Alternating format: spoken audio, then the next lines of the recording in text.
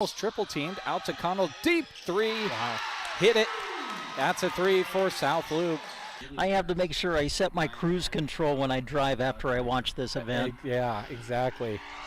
Car 204, the Yellow Viper of Ryan Firstenau. Oh. Hello to all our viewers out there. Thank you very much for tuning in. You get a look at where we're talking to you from. You get second, 6 and now 5. Pandorf atop of the key 3. Good! Pandorf at the buzzer. Johnson hammered out towards center. Home going back. Home will dive, and did he make the catch? He did! Caden Home, a diving catch across his body to the right. Ball comes out of there. Who's going to hop on top of it? It's going to be scooped up by Cooksley. Inside the 30, the 20, 15, 10. Can he get there? He can. It's 6 points for Sandhills. Thedford on defense. The scoop and score. Calderos sends it in the corner to Santos. A 3, got it. His third from downtown in the quarter. With the bounce, gets it into Ryan. Nice post move, lays it up and in and scores 2. 10.2 seconds left. Plays it out to Pandorf, top of the key. Long 3, she puts it up, and that's going to go. And they turn it over, does Hyannis. More could be showtime. Goes up and jams it. What a way to end the half for Mullen. Finney lost it to Cash Gracie. Cash runs forward, dunks it. And looks over at his fellow students in the student section on the far side and gives a fist pump. Bounce pass to the elbow to Jackson Henry. Handoff Loy. Loy picked up by Miller. Loy bounces it inside to Henry. He'll put it up and score! And Ansl Litchfield has their first lead of the game. That's a good-looking car out of Laramie, Wyoming again. Can't get it to go. Lance Jones the rebound. Throws it ahead to Cash Gracie. He puts it home with one hand on the dunk.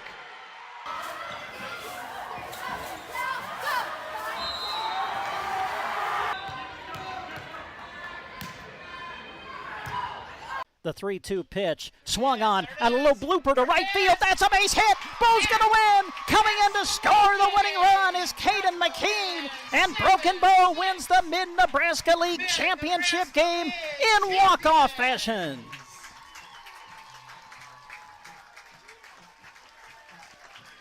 Carter Johnson, a little flare to right field. Found the outfield grass. And Broken Bow has won the Mid-Nebraska League Championship. He's just a strong opponent for any wrestler. I mean, undefeated state champ last year in the state finals the year before, a 3-time state medalist, and there, a really nice takedown. Good fluid motion by a guy that's wrestling 195 pounds. Brady Skinner with it, up top. Fay at the buzzer, hits the 3, nice looking shot. To Folkers, back at the Grant, long 3, got it!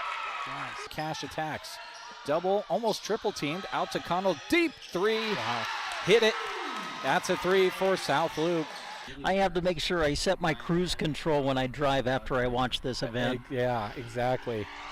Car 204, the Yellow Viper of Ryan Firstenau. Oh. Hello to all our viewers out there. Thank you very much for tuning in. You get a look at where we're talking to you from. You get second, 6 and now 5. Pandorf atop of the key 3. Good! Pandorf at the buzzer. Johnson hammered out towards center. Home going back. Home will dive, and did he make the catch? He did! Caden Home, a diving catch across his body to the right. Ball comes out of there. Who's going to hop on top of it? It's going to be scooped up by Cooksley. Inside the 30, the 20, 15, 10. Can he get there? He can. It's 6 points for Sandhills. Thedford on defense. The scoop and score. Calderos sends it in the corner to Santos. A 3, got it. His third from downtown in the quarter. With the bounce, gets it into Ryan. Nice post move, lays it up and in and scores 2. 10.2 seconds left. Plays it out to Pandorf, top of the key. Long 3, she puts it up, and that's going to go. And they turn it over, does Hyannis. More could be showtime. Goes up and jams it. What a way to end the half for Mullen. Finney lost it to Cash Gracie. Cash runs forward, dunks it. and looks over at his fellow students in the student section on the far side and gives a fist pump. Pass to the elbow to Jackson Henry, handoff Loy. Loy picked up by Miller. Loy bounces it inside to Henry. He'll put it up and score! And Ansl Litchfield has their first lead of the game. That's a good-looking car out of Laramie, Wyoming again. Can't get it to go. Lance Jones the rebound. Throws it ahead to Cash Gracie. He puts it home with one hand on the dunk.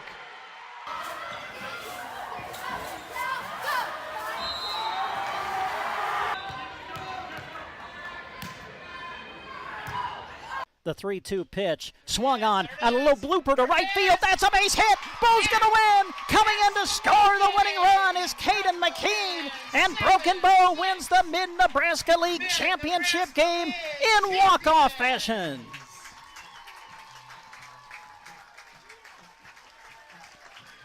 Carter Johnson, a little flare to right field. Found the outfield grass. And Broken Bow has won the Mid-Nebraska League Championship. He's just a strong opponent for any wrestler. I mean, undefeated state champ last year in the state finals the year before, a three-time state medalist, and there, really nice takedown. Good fluid motion by a guy that's wrestling 195 pounds. Brady Skinner with it, up top. Fay at the buzzer, hits the three. Nice looking shot. To Folkers, back at the Grant, long three, got it! Nice. Cash attacks. Double, almost triple teamed, out to Connell, deep three. Wow. Hit it. That's a three for South Loop. I have to make sure I set my cruise control when I drive after I watch this event. Yeah, exactly. Car 204, the Yellow Viper of Ryan Firstenau. Hello to all our viewers out there. Thank you very much for tuning in. You get a look at where we're talking to you from. You get second, 6 and now 5. Pandorf atop of the key 3. Good! Pandorf at the buzzer.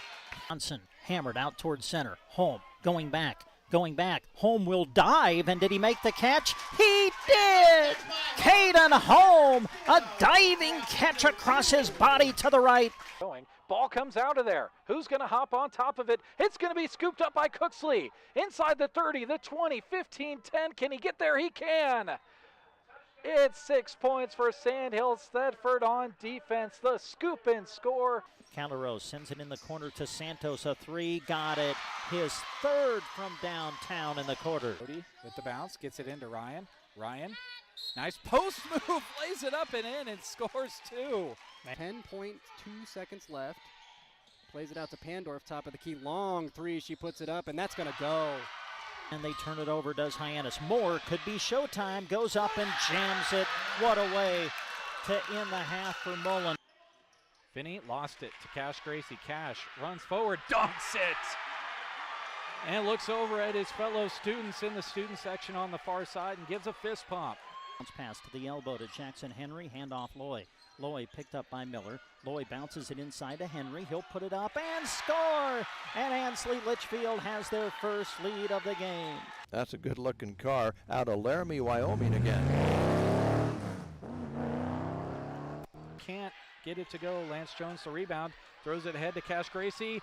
He puts it home with one hand on the dunk.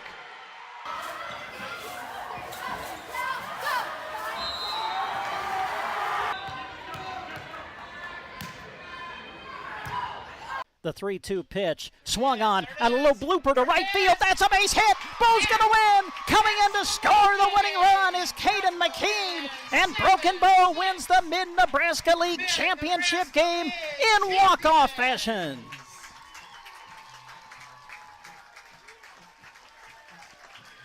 Carter Johnson, a little flare to right field. Found the outfield grass. And Broken Bow has won the Mid-Nebraska League Championship. He's just a strong opponent for any wrestler. I mean, undefeated state champ last year in the state finals the year before, a three-time state medalist, and there, really nice takedown. Good fluid motion by a guy that's wrestling 195 pounds. Brady Skinner with it, up top. Fay at the buzzer, hits the 3. Nice looking shot. To Folkers, back at the Grant, long three, got it! Nice. Cash attacks. Double, almost triple teamed. Out to Connell. Deep three. Wow. Hit it. That's a three for South Loop.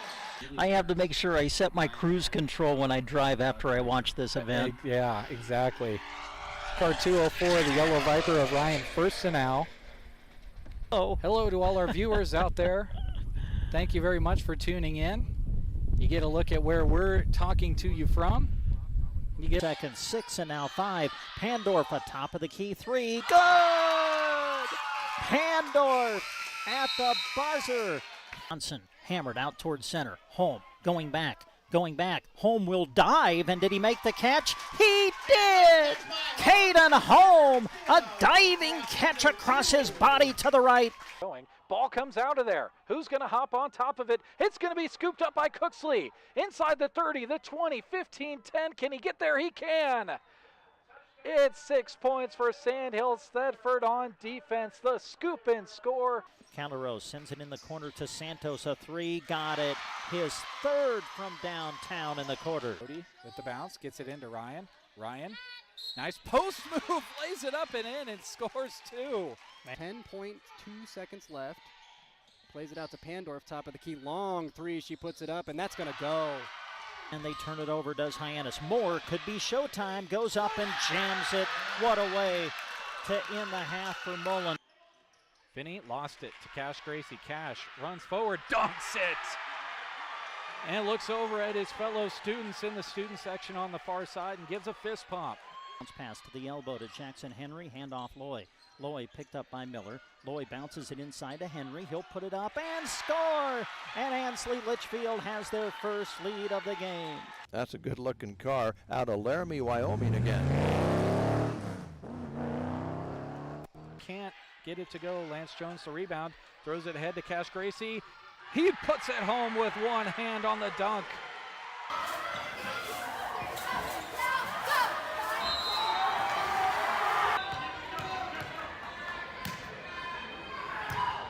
The 3-2 pitch, swung on, and a little blooper to right field. That's a base hit. Bo's going to win. Coming in to score the winning run is Caden McKean. And Broken Bow wins the Mid-Nebraska League Championship game in walk-off fashion.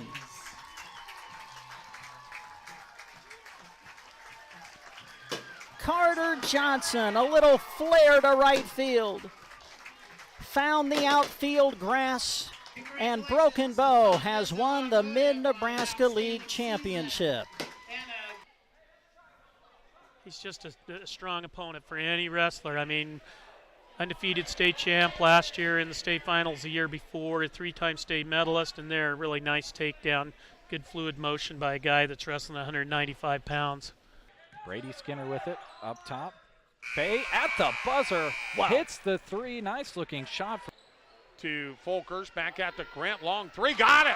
Nice. Cash attacks. Double, almost triple teamed. Out to Connell. Deep 3. Wow. Hit it. That's a 3 for South Loop. I have to make sure I set my cruise control when I drive after I watch this event. Yeah, exactly. Car 204, the Yellow Viper of Ryan Firstenau. Oh, hello to all our viewers. Welcome to another broadcast of high school sports here on Central Nebraska's Sports Source. We want to say thanks to all the community-spirited businesses who bring you our coverage. We hope that you'll join us thanking those sponsors by giving them your patronage. Now, let's go live for our coverage of exciting sports action on Central Nebraska's Sports Source.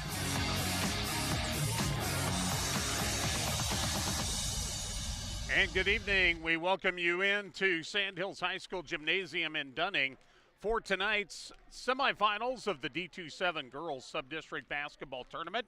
We've got 2 matches for you here tonight on 95.3, as well as on our video stream through Sandhills Express. And we want to say thanks to these fine radio broadcast sponsors. They include Clang Financial, 4-County Heating and Air, Thrivent Financial, Scott Harvey is your representative, Cursive O Cattle, Tri-S-Ag, The Secret Garden, Dewey's Implement and Welding, KC Trucking, Christian Electric, Kirkpatrick Cleaning Solutions, Healing Hearts and Families. Also, Bubba's Smoke Shack, Consolidated, Nebraska State Bank, Rod's Body and Paint, AeroSeed, Brent Custer, your shelter insurance agent. Custer Federal State Bank, the Grocery Cart, Squire Septic Service of Merna, Agland ATV, Mead Lumber, Team Physical Therapy, Geared for Sports, the Garden Center, Bruning Bank, Sargent Irrigation, the Ginny M. Melham Memorial Medical Center, Trotter Service, and A to Z Lawn Pro. We're going to hear from some of those fine sponsors, then we'll come back and talk a little bit about our opening match between the 2 and 3 seeds, Pleasanton and Anselmo-Merna, coming up next here on 95.3. Brandon and Barb Miller with Cursive O Cattle are proud Anselmo-Merna Coyote supporters. Selecting for superior genetics and raising cattle in a sustainable manner has always been the foundation of Cursive O Cattle. Just like the athletes in the game, their offering of bred heifers and feeder cattle were developed to perform with excellence. Contact them in Merna, proud supporters of the Anselmo-Merna Coyotes and this broadcast. Brandon and Barb Miller with Cursive O Cattle of Merna. This is for the Anselmo-Merna community members and alumni.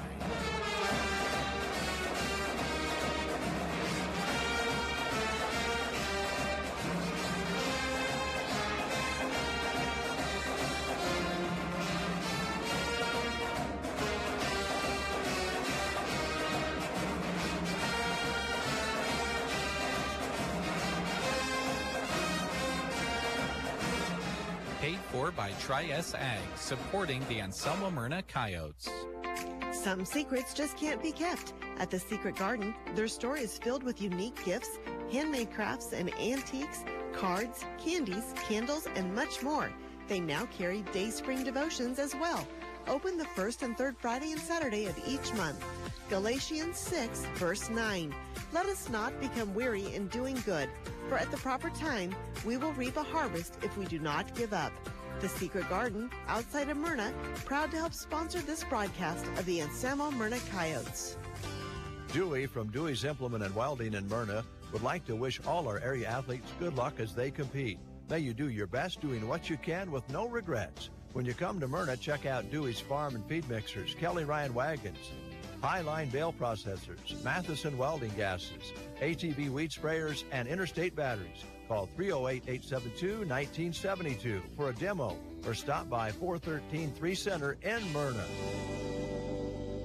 KC Trucking is looking for an awesome welder and fabricator to join their team. You would be working in their shop Monday through Friday, and this position comes with great available benefits. If welding and fabricating is your bread and butter, call 870-3563 and talk to Mitch. Leave him a message if he doesn't answer. Call 870-3563 and talk to Mitch about this welding and fabricating opportunity with KC Trucking.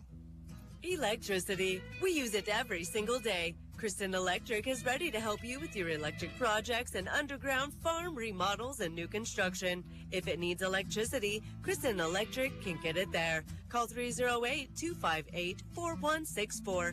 They'll figure out a plan to get you on the way to having reliable electricity. For underground farm remodels and new construction, proud to support the Anselmo-Merna Coyotes by sponsoring this broadcast. Kristen Electric.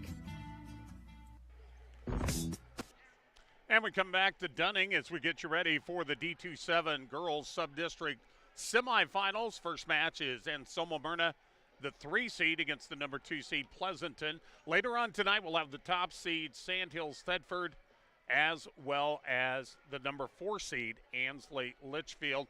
We'll have the doubleheader for you here on 95.3. Going to be joined shortly here by Grant Winterer. Our videographer for this first game is Jeremy Scheip.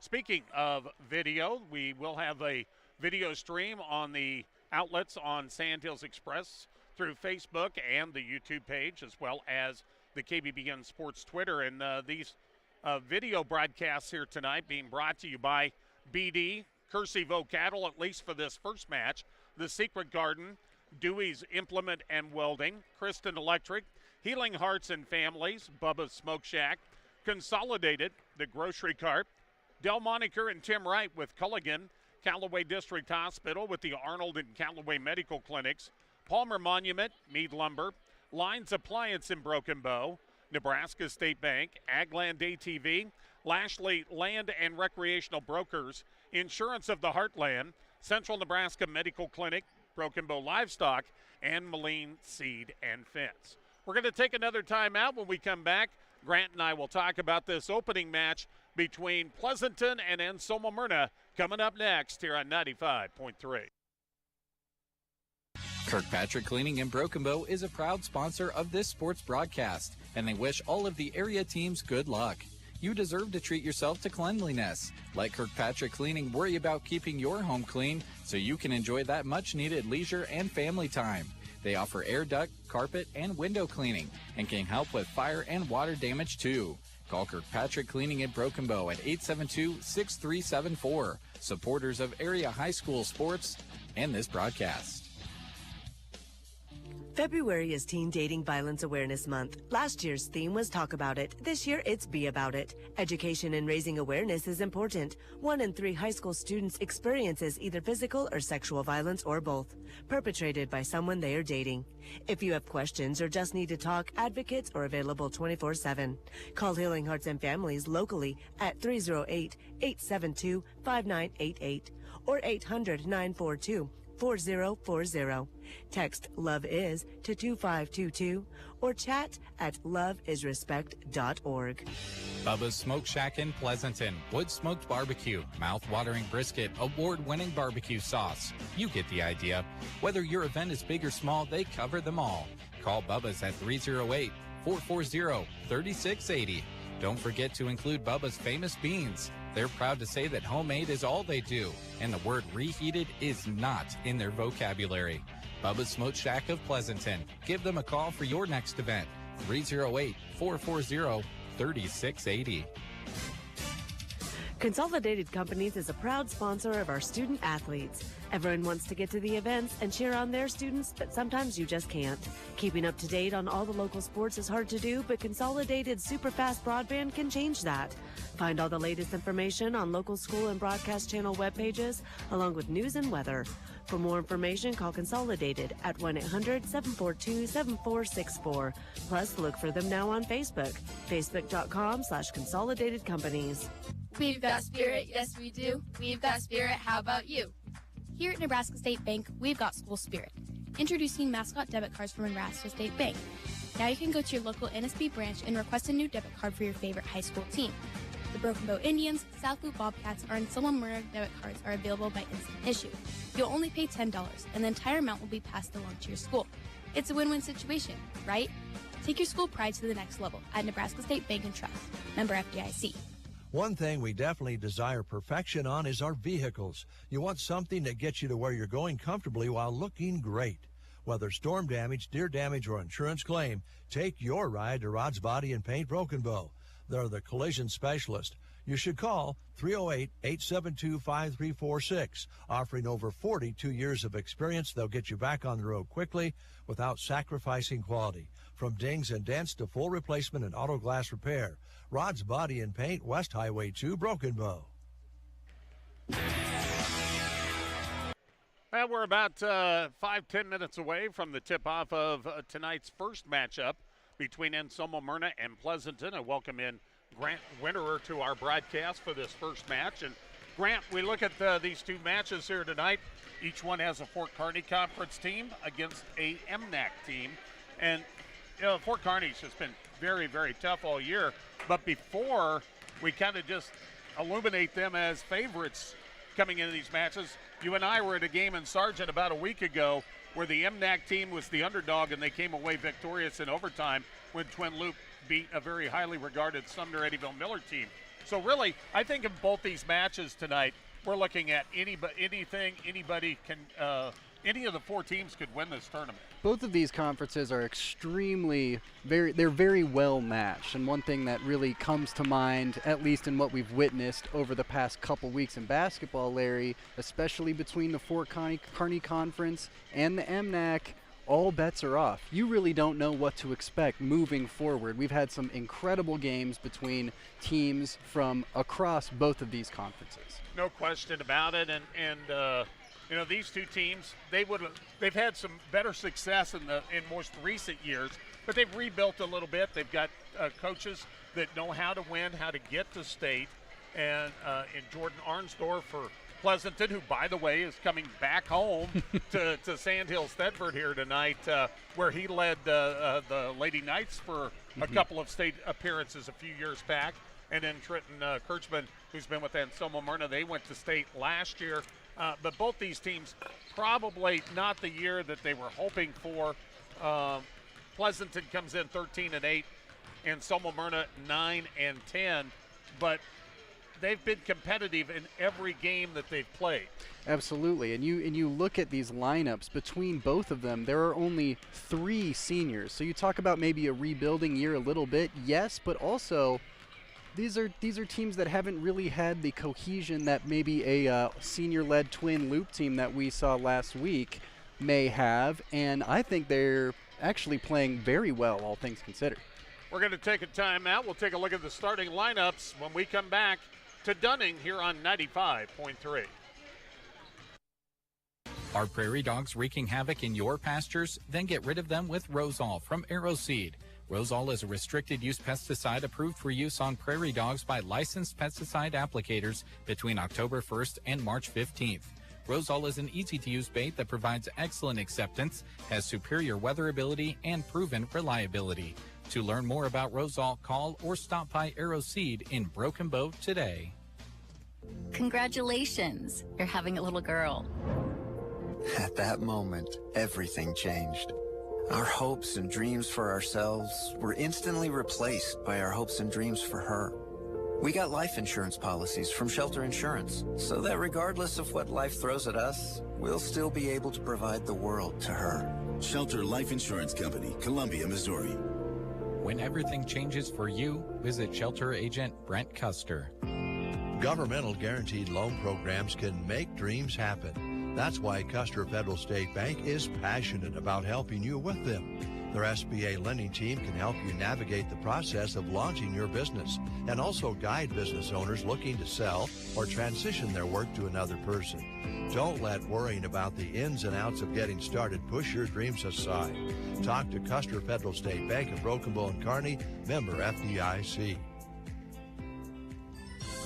The Grocery Cart is happy to sponsor this sports broadcast. Inside GK Wine and Spirits, the key word for us is variety. We have a large selection of Nebraska-made beers and a bunch of seltzer choices too. There's a wine that will pair well with any meal.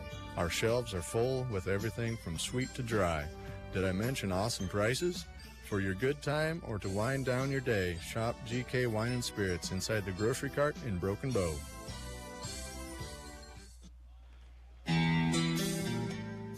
Let's take a look at the starting lineups. First of all, for the number 3 seed, Anselmo-Merna, 9-10 on the season. They're coached by Trent Kirchman, assisted by Shelby Sainer. They'll go this way. Addison Priest, she is a junior. Senior, Carly Bartok. McKenna Miller, she is a sophomore.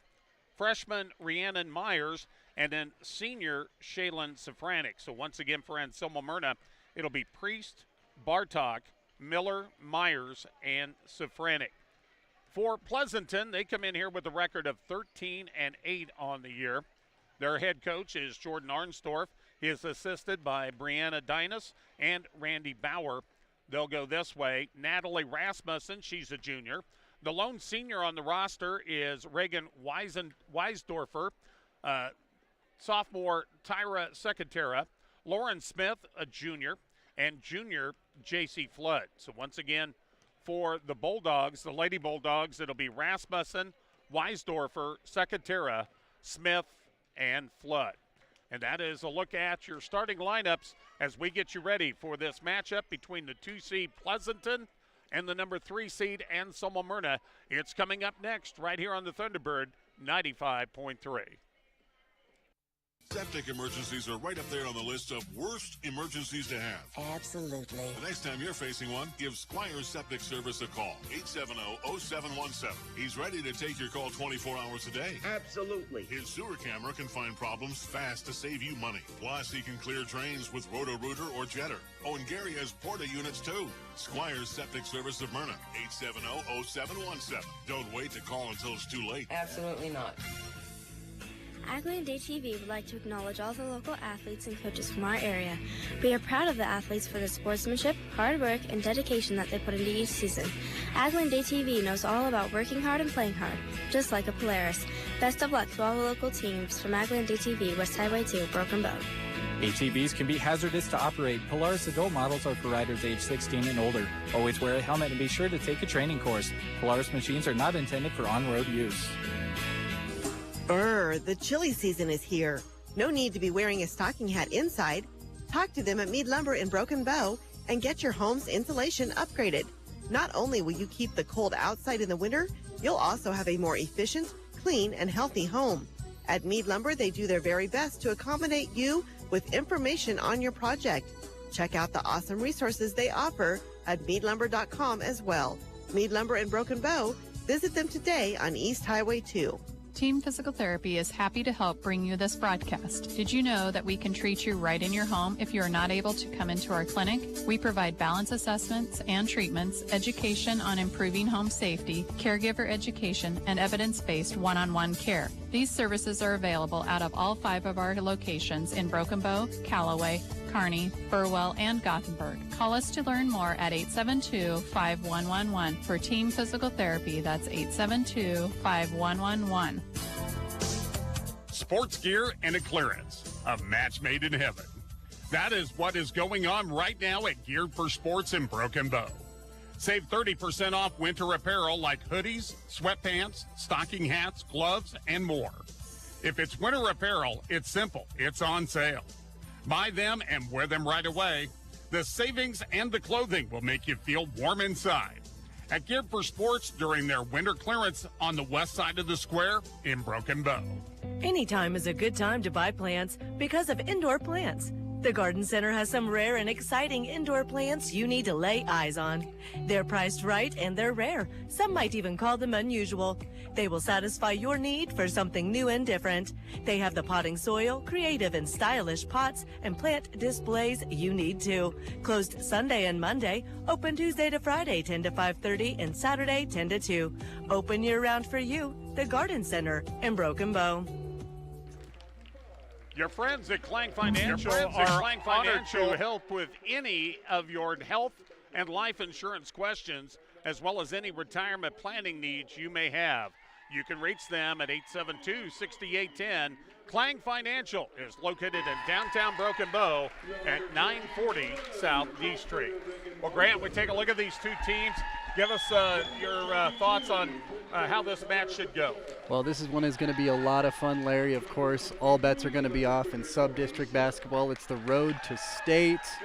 We're going to have a blast tonight. Both of these teams are pretty evenly matched, front to back. I'll be curious to see how it turns out. The number 3 seed, Anselmo-Merna, is dressed in their road black uniforms. A black shorts, the white and red trim. They'll be going right to left here in this first half. Pleasanton in their home whites and the red and black trim, the same school colors for both. They'll be going left to right as you visualize on the radio. And, of course, for you folks watching on the video, you don't need that part. But the tap is controlled by Sofranic, and with the basketball, Myers gives it off to Miller. 2-3 zone going to be shown by Pleasanton to start things off. McKenna Miller out near the timeline.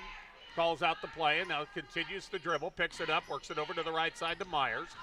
Myers, defense extended on her. Ball tipped into the backcourt, taken away. Rasmussen to the hole, puts it up and in as she goes to the reverse side. Natalie Rasmussen with the hoop. Nice patience on defense. So spreads out Anselmo-Merna a little bit there to get that turnover. 2-0 the score. Myers in the forecourt. Skip pass across intended for Bartok.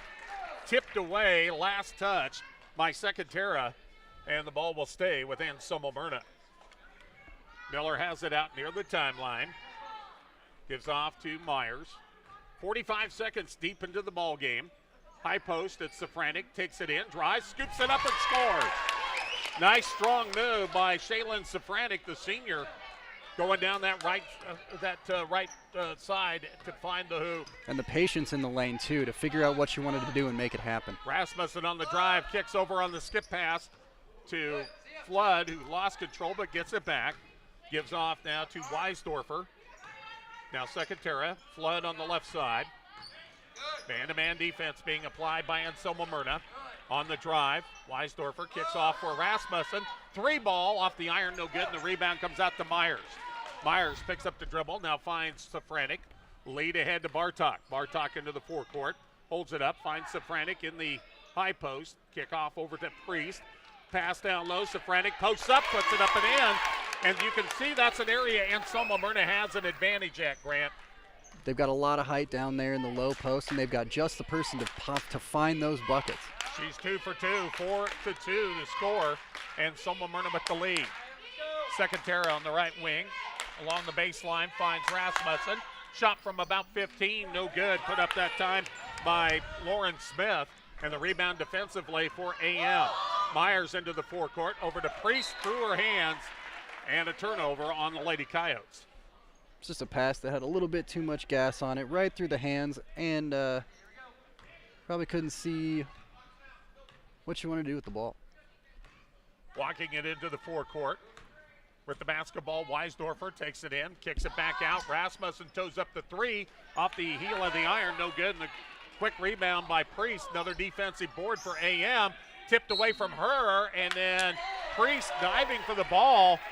Got the ball, but her shoulders were along the sideline, and a turnover on Anselmo-Merna. So to throw it in left side, it'll be Weisdorfer. Gets it into Secretary. Drives, now off to Flood. Left side, Weisdorfer for a long 3.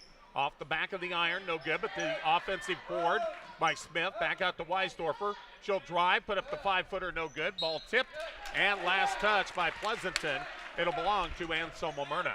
And that's going to be the 3rd consecutive opportunity they've had from behind the 3-point line. You got to think there's going to be a bit of trouble if those start to fall. Miller to Safranik. They'll break the pressure as Myers will run it into the forecourt, and a foul going to be called. First one of the ball game on either team will go on J.C. Flood. So to throw it in, it'll be Bartok. Gets it into Myers. Over left side to Priest. Back to Myers. Miller on the wing. Down low. Posting up Safranik. Back out to Miller for a 3. Nothing but the net. McKenna Miller knocks it home. Beautiful shot, too. 7-2, Anselmo-Merna, a little more than 3 minutes deep into the game. 3 ball at the other end, no good by Flood. Out of bounds, last touched by Secretera. It'll belong to the Lady Coyotes. Shaylee Coleman will check in along with Lily Thornton for AM. Coleman a freshman, so is Thornton. In the backcourt, Miller will bring it across the timeline, holds up, goes to the high post to Bartok, had a player down low. That was Coleman. She didn't see her. Back out to Bartok. Now Miller fakes the 3, drives, running shot up and good, but it will not count. A foul on the drive will be called against the Lady Bulldogs. And they'll get this one on Reagan Weisdorfer. Just her first, team foul number 2 on Pleasanton. Inbounds will go to Miller. Cut off, back out to Bartok for a 3. That's off the mark. Long rebound, Thornton. Her follow from 5, no good. And off Anselmo-Merna on the board. It'll belong to the Lady Bulldogs of Pleasanton. No backcourt pressure being applied by Anselmo-Merna as Weisdorfer will bring it across the timeline. Work the left side, gets it off to Rasmussen. Had a lane, kicked it out to Secretary for the 3. We had a great look at that one, nothing but the net. Nice, beautiful shot. Draws the entire defense into the lane, leaving Secretary wide open from the wing. Miller drives to the other end, and a blocking foul as she took it to the hoop. This will go on Lauren Smith. That's the 3rd team foul. It'll be free throws for McKenna Miller. Cassidy Pates will be coming in shortly. Just the first foul for Smith. Free throw good by Miller. And Cassidy Pates will come in, and sitting down will be Lauren Smith. 3 team fouls. Only 2 are on the board right now. But that is the 3rd team foul. Second one is good by Miller. Makes it a 9-5 game in favor of the Lady Coyotes as we hit the halfway mark of the first quarter. With the basketball, Secretary kicks it back out to Flood. Wanted to shoot the 3. but the defense by Coleman extended. Rasmussen, nice pass down low, but could not be handled by Pates, but last touch by Bartok, so it'll stay with Pleasanton. Baseline left side to toss it in. It'll be Weisdorfer, gets it into Rasmussen on the drive. Kick over to Secatera on the right side. Rasmussen up top. Miller on her defensively. Down low for Pates. Back out to Secatera. Drives the baseline. Cut off. Double team. Back out top. Long three for Weisdorfer. Off the heel of the iron. No good. But Flood's there with the rebound. Over to Rasmussen for a three. No good. And Lily Thornton comes away with the rebound on the weak side. And then quickly, a timeout's going to be taken. Almost got tied up. Coach Kirchman takes a timeout. 3:21 to go. First quarter. 9-5. Anselmo-Merna. Let the games begin. Burning Bank enables you to manage your finances from the bleachers, sidelines, or wherever you are with 24/7 access to your accounts. Check your balances with mobile banking, reimburse friends and family for concession stand goods with Zelle, and even set up automatic payments or reminders to never miss a payment again with Bill Pay. The ball is in your court. Burning Bank is a proud sponsor of area athletics and wishes all student athletes a safe and successful season. Burning Bank, member FDIC. 9-5 our score in favor of Anselmo-Merna over Pleasanton here in this first quarter. First of two here tonight in the D2-7 girls sub-district in Dunning. The other game later on tonight, top seed Sandhills Thedford against the fourth seed Ansl Litchfield. AM beats the pressure. Miller with it in the forecourt. Hands off now to Thornton. They'll play out on the perimeter. 2-3 zone being shown again by Pleasanton.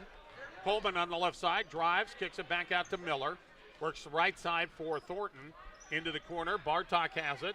Bounce down low for Safranek, and a reach over foul will go on J.C. Flood. That's going to be number 2 on her. Should be the 4th team foul on Pleasanton.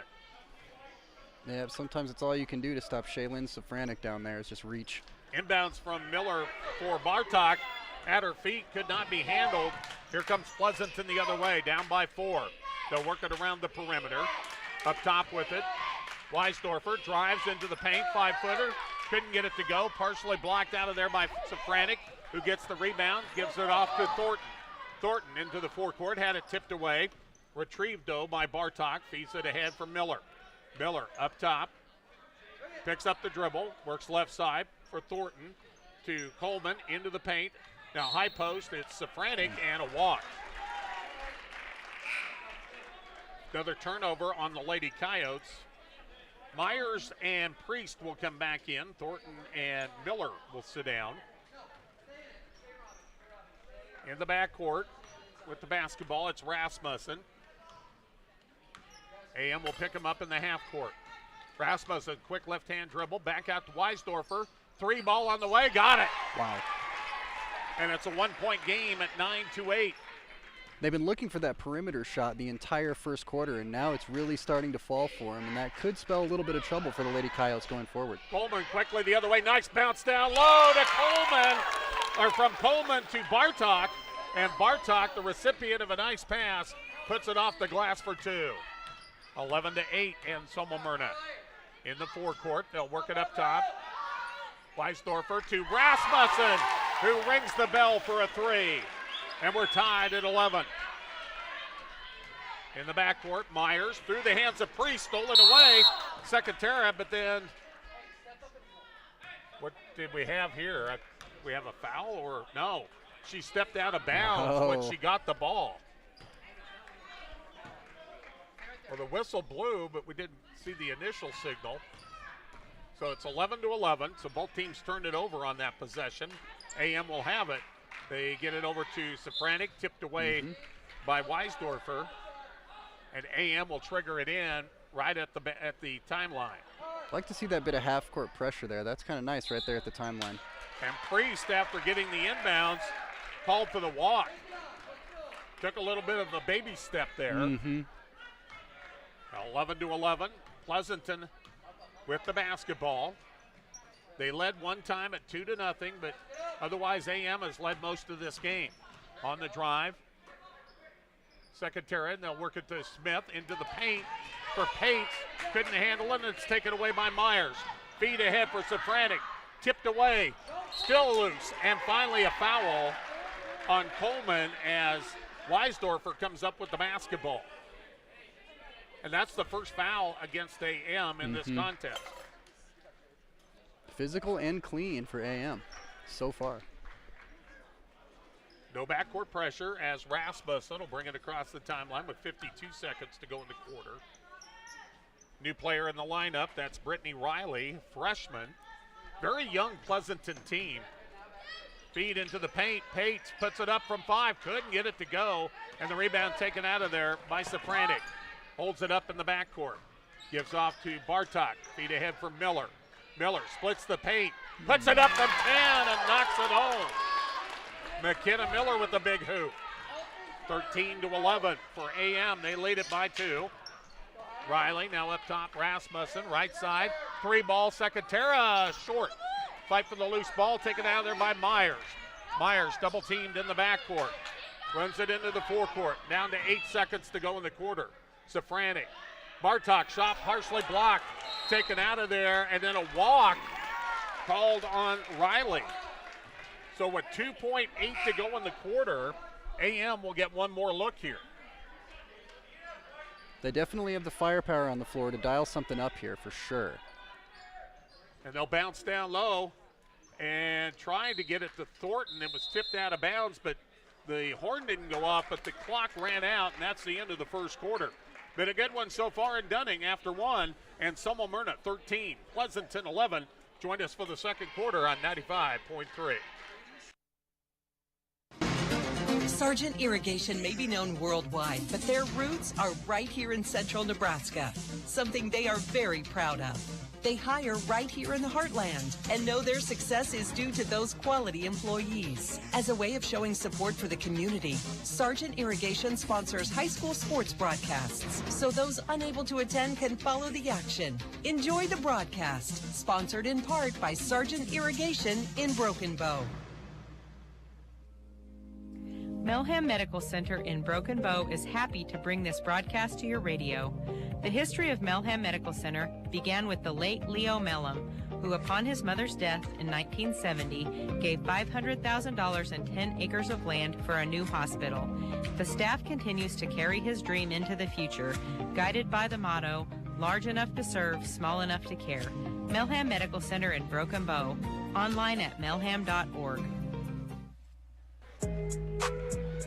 We go to the second quarter, and Anselmo-Merna with the lead, 13-11. Pleasanton with the basketball to start the second quarter. Weisdorfer with it, spin move into the paint, drives, puts it up. Couldn't get it to go, but she'll draw the foul and shoot 2. Wonder who they're going to call this on. There are a couple of Lady Coyotes down in the lane.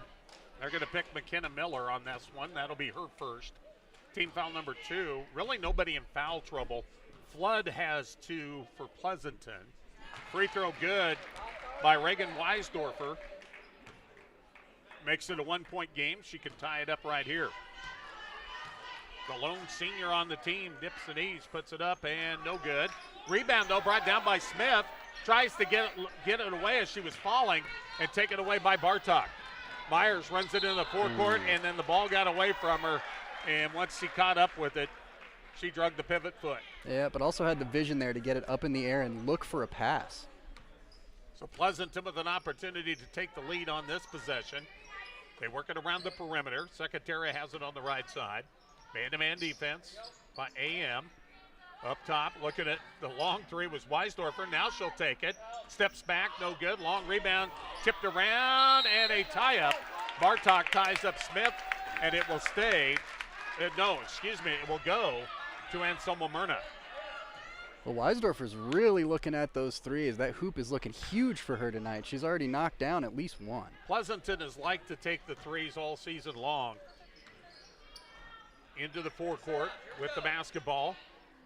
The give is to Myers from Priest. Back to Priest. She'll launch a 3. No good. Tipped around and finally controlled by Secatera. Pleasanton into the forecourt. Secatera center court, right side for Rasmussen. Fake the 3, drove, 10-footer, up, no good. Rebound cleared out of there by Bartok. Carly in the backcourt, ahead to Miller. Dish off from Myers. Myers runs it into the forecourt off the Bartok. Right side, Addison Priest, 15-footer. It's good. AM broke the pressure with the pass and got the good-looking shot. 15-12 AM. Weisdorfer to the free throw line, back out to Secatera.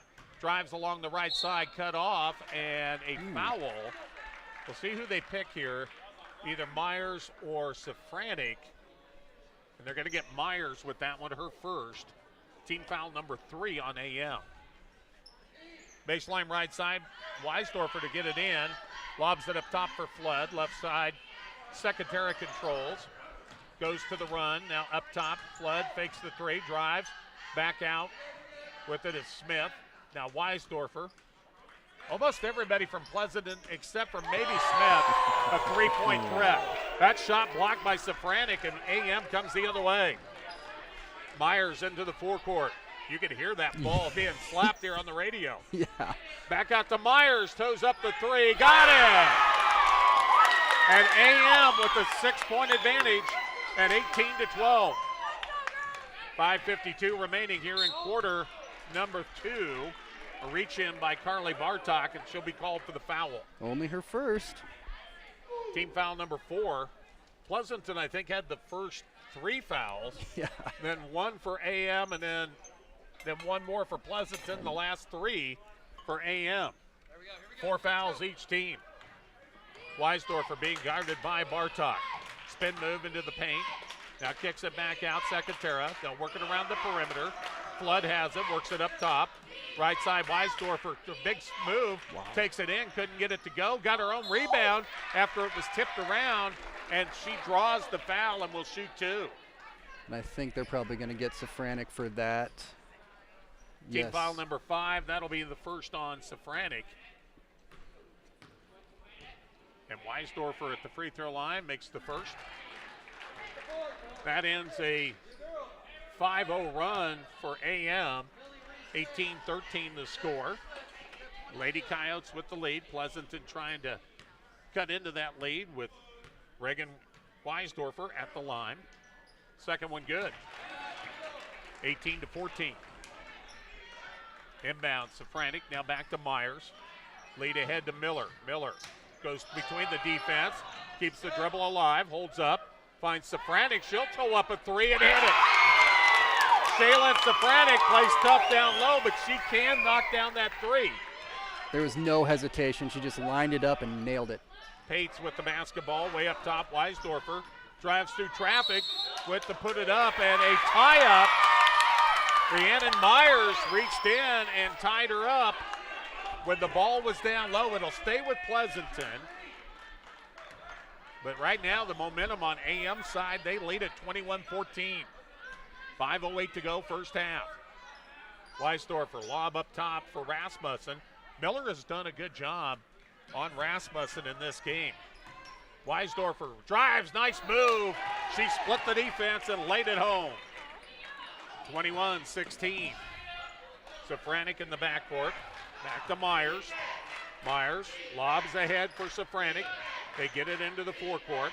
Now over to Miller. She'll toe up a 3. That one would not go. Long rebound out to Weisdorfer. 2-on-2 the other way. Weisdorfer takes it in. Couldn't get it to go, but she'll draw the foul. McKenna Miller will get called for this one, and that's her second. And this will be the 3rd time at the line for Weisdorfer this quarter. She leads all scorers in the game with 8, and it'll stay 8. Almost got the nice roll off the bounce, but it would not fall. Priest is back in for Anselmo-Merna. Checking in for the first time for Pleasanton, Cadence Dixon, another freshman on this Pleasanton team. Second free throw by Weisdorfer is good. Talked with Coach Jordan Arnstorff ahead of this game, and he mentioned how the whole Fort Hardy is young. He said his team's young, but he says everybody else in the conference is too. Rhiannon Myers for 3, no good. Tipped around, controlled by Priest. Back out to Bartok. Bartok into the paint. Running 5-footer, couldn't get it to go. Tipped around and controlled by Rasmussen. She'll run it into the forecourt. Natalie will hold it up. Now give off to Weisdorfer. 4:07 remaining in the half, 21-17. Pates for a three, off the mark, and cannot be saved by the Lady Bulldogs. So it'll go over to Anselmo-Merna as they lead it by 4. Priest ahead to Myers.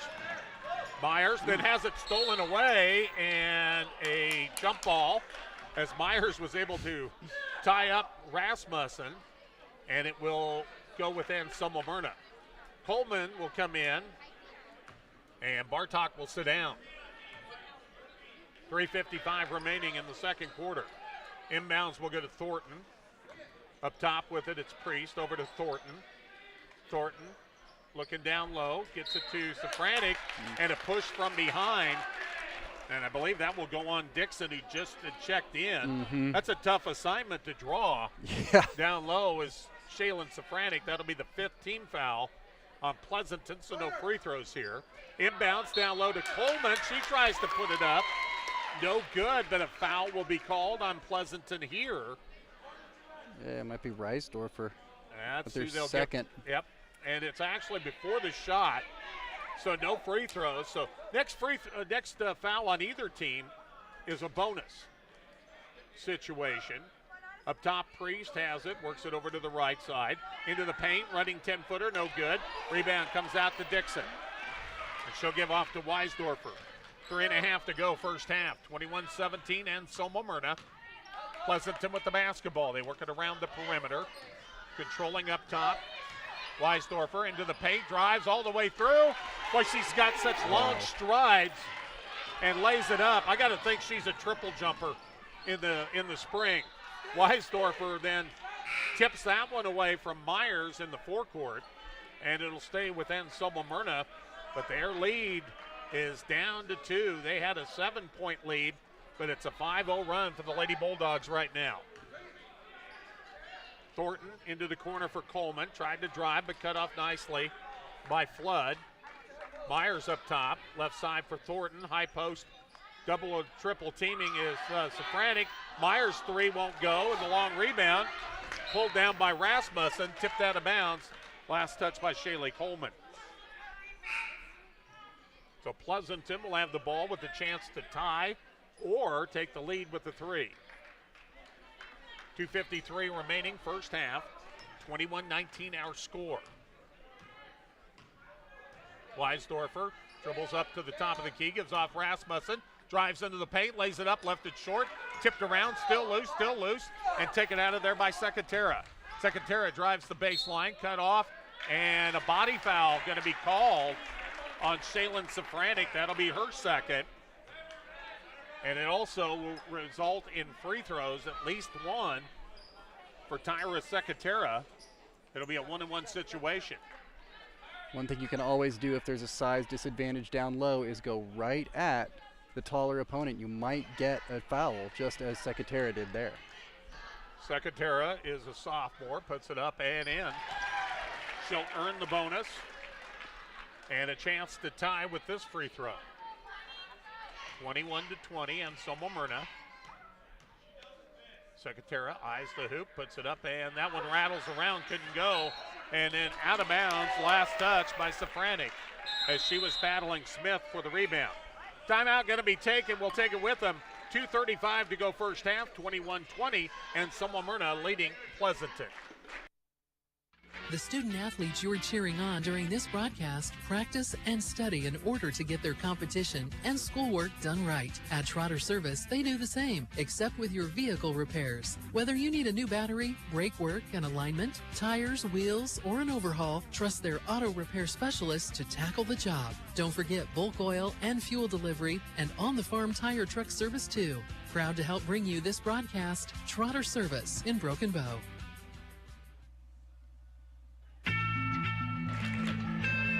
2 minutes and 35 seconds remaining in the first half. 21-20, and Anselmo-Merna with the lead. Pleasanton with the basketball. They'll have it underneath their own hoop. Baseline to the left. Weisdorfer to get it in, pretty close to a 5-count, lobs it in to Rasmussen. Up top, Flood. Now works it right side for Secretera. High post Smith. Back out to Weisdorfer, and couldn't get it to go from 3. Thornton the rebound into the forecourt. Off to Miller. Back to Thornton. Right side Myers in the corner. Miller. Pass for Bartok off the money. Was able to get it, and then a reach in on Weisdorfer. That's at least 2 on her. 3. That's 3. That's big. She is the leading scorer in this game with 11. And she's been doing it from the inside as well as the outside, so that takes away 2 threats that Pleasanton has right off the bat if she's forced to sit down. That pass was really off the mark, and Bartok had to adjust, and that gave Weisdorfer a chance at stealing it, but Bartok got the possession, and that actually, that pass being off the mark is actually what caused the foul. Bartok made the first. Second one, good. 23-20, Anselmo-Merna. Every time Pleasanton makes a run to get close, AM seems to find a little way to kind of nudge that lead up. 3 ball, long ways for Flood. No good, and a good block out by Bartok as Miller will come away with the ball. Bartok didn't get the rebound, but she blocked out Rasmussen pretty good. Miller on the run, 10-footer, no good. Tipped around, Bartok follow. Blocked, got it back, put it up and in. Secretera got a piece of it. Bartok stuck with it and got it home. That's 4 in a row now for Bartok. 25-20. Screen set, Rasmussen covered. They get it up top for Flood, works it over to the right side. 3 ball on the way from the corner, no good from Rasmussen, and Safranek with the rebound. Pushes it ahead, finds Miller on the right wing. Miller, crossover dribble, lost it, and that's going to be a two-handed dribble, otherwise known as double dribble. You get that two-handed dribble or even just a pause in your dribble, and the officials are going to call you for that one. Tough to keep track of, too, when there's all the traffic going on in the lane and getting around other players, man. Minute 19 to go, a minute 13 now in the first half. Rasmussen lob into the paint for Pates. Triple team, works it back out. Controlling Smith into the paint for Rasmussen, tipped away by Bartok. Miller comes away with it, and hustling to knock it away from behind is Rasmussen. Nice hustle. Really nice hustle. We go under a minute here in this first half. It'll stay with AM. McKenna Miller will throw it in, gets it in, open. It's Coleman knocks it down from 12 along the left baseline, and AM back up by 7, 27-20. Ties their biggest lead. With it, it's Flood. Back out to Pates to the free throw line. Right side in the corner. They work it up top around the perimeter to Flood. Rasmussen on the drive. Skips through there, puts it up, couldn't get it to go. If that's on Safranek, that's her third. It is indeed. It looks like, yes, indeed, that'll be her third. So a key player on each team now with 3 fouls in the first half. Free throw up by Rasmussen is short. And coming in for Safranek will be Addison Priest with 33.1 remaining in the first half. Second one is good by Rasmussen.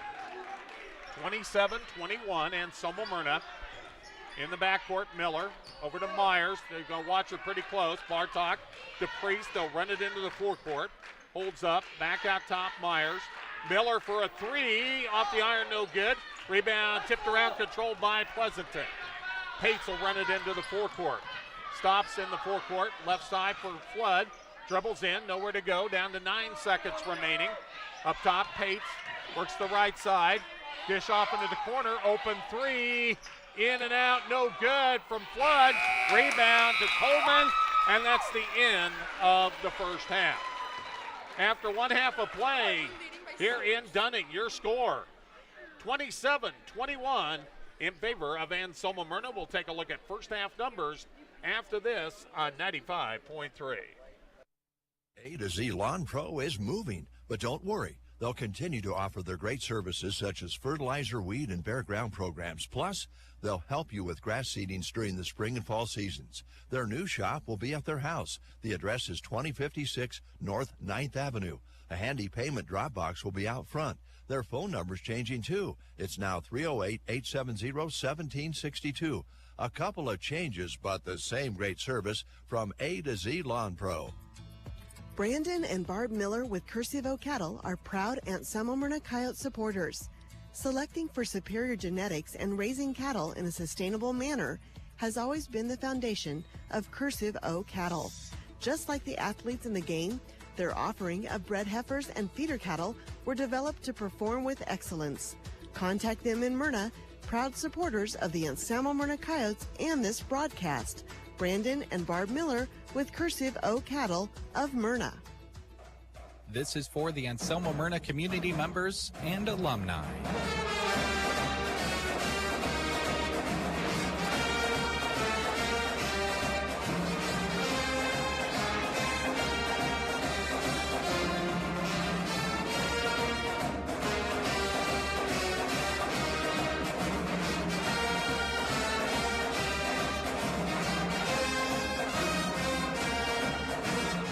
Paid for by Tri-S Ag, supporting the Anselmo-Merna Coyotes.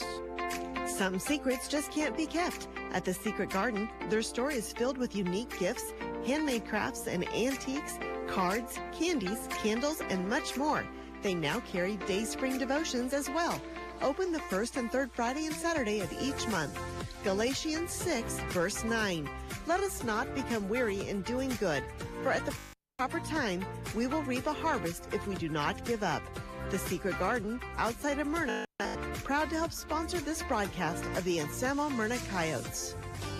Dewey from Dewey's Implement and Welding in Myrna would like to wish all our area athletes good luck as they compete. May you do your best doing what you can with no regrets. When you come to Myrna, check out Dewey's Farm and Feed Mixers, Kelly Ryan Wagons, Highline Bale Processors, Matheson Welding Gases, ATV Weed Sprayers, and Interstate Batteries. Call 308-872-1972 for a demo or stop by 413 3 Center in Myrna. KC Trucking is looking for an awesome welder and fabricator to join their team. You would be working in their shop Monday through Friday, and this position comes with great available benefits. If welding and fabricating is your bread and butter, call 870-3563 and talk to Mitch. Leave him a message if he doesn't answer. Call 870-3563 and talk to Mitch about this welding and fabricating opportunity with KC Trucking. Scott Harvey is your local Thrivent financial representative. Named one of the world's most ethical companies for the 10th year in a row. They believe in serving their clients with excellence and integrity. Thrivent helps clients achieve financial clarity so they can live lives with meaning and gratitude. Call 308-872-2511 to learn how Scott Harvey can help you reach your goals. Halftime score 27-21 in favor of Anselmo-Merna, and with first half numbers, here is Grant Winterer. Well, for the Pleasanton Bulldogs, Natalie Rasmussen has a 6-point half going, and Reagan Weisdorfer actually has 11 points, including that huge 3 to kick things off, as well as going 4 for 6 from the free throw line in the second quarter alone. Tyra Secutera, has 4 points, including going 1 for 2 from the free throw line in the second quarter as well, and that about sums up the scoring for Pleasanton in this half. It's been a 3-person show. Anselmo-Merna, on the other hand, Addison Priest has 2. Shaylee Coleman has 2 as well. Both of those girls scored only in the second quarter. Carly Bartok has 6, including going 2 for 2 from the free throw line. McKenna Miller's got 7. All of her points come in the first quarter, believe it or not. Rhiannon Myers has a huge 3 in the second quarter, and Shaylin Safranik has 11 points, including that enormous 3 that we saw about midway through the second quarter. Pleasanton has rebounded the ball 10 times to Anselmo-Merna's 15, which a lot of that probably goes to those 3-pointers that were off the mark as we saw them go up. Pleasanton has turned the ball over 9 times, and Anselmo-Merna has turned it over 13. The storyline, though, right now, Grant, is that the 2 double-figure scores in this game, Weisdorfer for Pleasanton and Safranik for Anselmo-Merna, both have achieved 3 fouls in the first half. So it's going to be key on who doesn't get their fourth foul too soon in the second half. And a lot of that's going to play out to how aggressive both of these offenses are willing to be in the third quarter in particular, because right now, if you're Pleasanton, you see you're down 6, you know you can hit those 3 balls, but who are you going to trust to knock those down if it's not going to be Weisdorf? 27-21 our score, Anselmo-Merna on top of Pleasanton. We'll come back and have the third quarter for you here on 95.3. Electricity. We use it every single day. Kristen Electric is ready to help you with your electric projects and underground farm remodels and new construction. If it needs electricity, Kristen Electric can get it there. Call 308-258-4164. They'll figure out a plan to get you on the way to having reliable electricity. For underground farm remodels and new construction, proud to support the Anselmo-Merna Coyotes by sponsoring this broadcast. Kristen Electric. Kirkpatrick Cleaning in Broken Bow is a proud sponsor of this sports broadcast, and they wish all of the area teams good luck. You deserve to treat yourself to cleanliness. Let Kirkpatrick Cleaning worry about keeping your home clean so you can enjoy that much-needed leisure and family time. They offer air duct, carpet, and window cleaning and can help with fire and water damage too. Call Kirkpatrick Cleaning in Broken Bow at 872-6374. Supporters of area high school sports and this broadcast. February is Teen Dating Violence Awareness Month. Last year's theme was Talk About It. This year, it's Be About It. Education and raising awareness is important. 1 in 3 high school students experiences either physical or sexual violence or both, perpetrated by someone they are dating. If you have questions or just need to talk, advocates are available 24/7. Call Healing Hearts and Families locally at 308-872-5988 or 800-942-4040. Text Love Is to 2522 or chat at loveisrespect.org. Bubba's Smoke Shack in Pleasanton. Wood smoked barbecue, mouth-watering brisket, award-winning barbecue sauce. You get the idea. Whether your event is big or small, they cover them all. Call Bubba's at 308-440-3680. Don't forget to include Bubba's famous beans. They're proud to say that homemade is all they do, and the word reheated is not in their vocabulary. Bubba's Smoke Shack of Pleasanton. Give them a call for your next event. 308-440-3680. Consolidated Companies is a proud sponsor of our student athletes. Everyone wants to get to the events and cheer on their students, but sometimes you just can't. Keeping up to date on all the local sports is hard to do, but Consolidated Superfast Broadband can change that. Find all the latest information on local school and broadcast channel web pages, along with news and weather. For more information, call Consolidated at 1-800-742-7464. Plus, look for them now on Facebook, facebook.com/Consolidated Companies. We've got spirit, yes we do. We've got spirit, how about you? Here at Nebraska State Bank, we've got school spirit. Introducing mascot debit cards from Nebraska State Bank. Now you can go to your local NSB branch and request a new debit card for your favorite high school team. The Broken Bow Indians, South Blue Bobcats, or Anselmo-Merna debit cards are available by instant issue. You'll only pay $10, and the entire amount will be passed along to your school. Anselmo-Merna leading Pleasanton here at halftime as we get you ready for the third quarter. Couple other scores. Amherst leading Arcadia Luke City in a C2 subdistrict, 34-18 at halftime. At the C1 in Gothenburg on top of Holdridge at half, 33-8. We have Jeremy with a couple of the scores updates for us. And of course, the winner of that Gothenburg-Holdridge game plays the winner of the Broken Bow Kearney Catholic game that starts at 7 o'clock. We'll have that on our sister station, 96.3 KCNI Brent Apperson down in Gothenburg for that matchup. We get ready for our third quarter here. Pleasanton with the basketball, trailing by 6. Weisdorfer into the paint, kicks it back out for Secretera, works the right side, cut off. Now back up top, Weisdorfer. Weisdorfer left side, Rasmussen into the paint, knocked away. Bartok got a hand on it, and Miller comes away with the basketball. Not really the way you want to get your offense going if you're Pleasanton. Miller into the forecourt for Myers, deep on the left wing. 2-3 zone, and the pass intended for Bartok. And Bartok was looking away when Myers threw the pass. Turnover on AM. Pair of turnovers early on. It seems like all we've lost is time so far. Still a 2-possession game. Into the forecourt. Natalie Rasmussen Works it over left side. Reagan Weisdorfer into the paint, drives, off-balance shot, left short. Rebound, fought for and taken out of there by Bartok. Gives off to Miller, double teamed in the backcourt. Feeds ahead to Safranik. Safranik off to Myers into the corner, left side. Picked up the dribble, got to have somebody come to her. And now Bartok will. Looking down low, nowhere to go. So Priest will go to the high post for Safranik. Off to Miller, steps to the left. Didn't have a shot. Priest from three, got it. Addison Priest with the three-pointer. And AM with their biggest lead of the night of 9 at 30-21. Now these next possessions for Pleasanton are going to be really important to keep this game close because you've been kept at arm's length for most of this game. Weisdorfer fouled. Someone blocked the shot from behind, but a foul also is going to be whistled on Addison Priest, and that will put Reagan Weisdorfer to the line to shoot 2. Free throw no good, off the back of the iron. Pleasanton has not helped themselves at the line tonight. They've had numerous opportunities. Yeah, and aside from Weisdorfer, who's at the line now, there has not been a whole lot of success. She is the leading scorer in this game with 11 points. Makes the second one. 30-22. Inbounds will go to Bartok. Back to Safranik in the backcourt. Still needs to cross the timeline.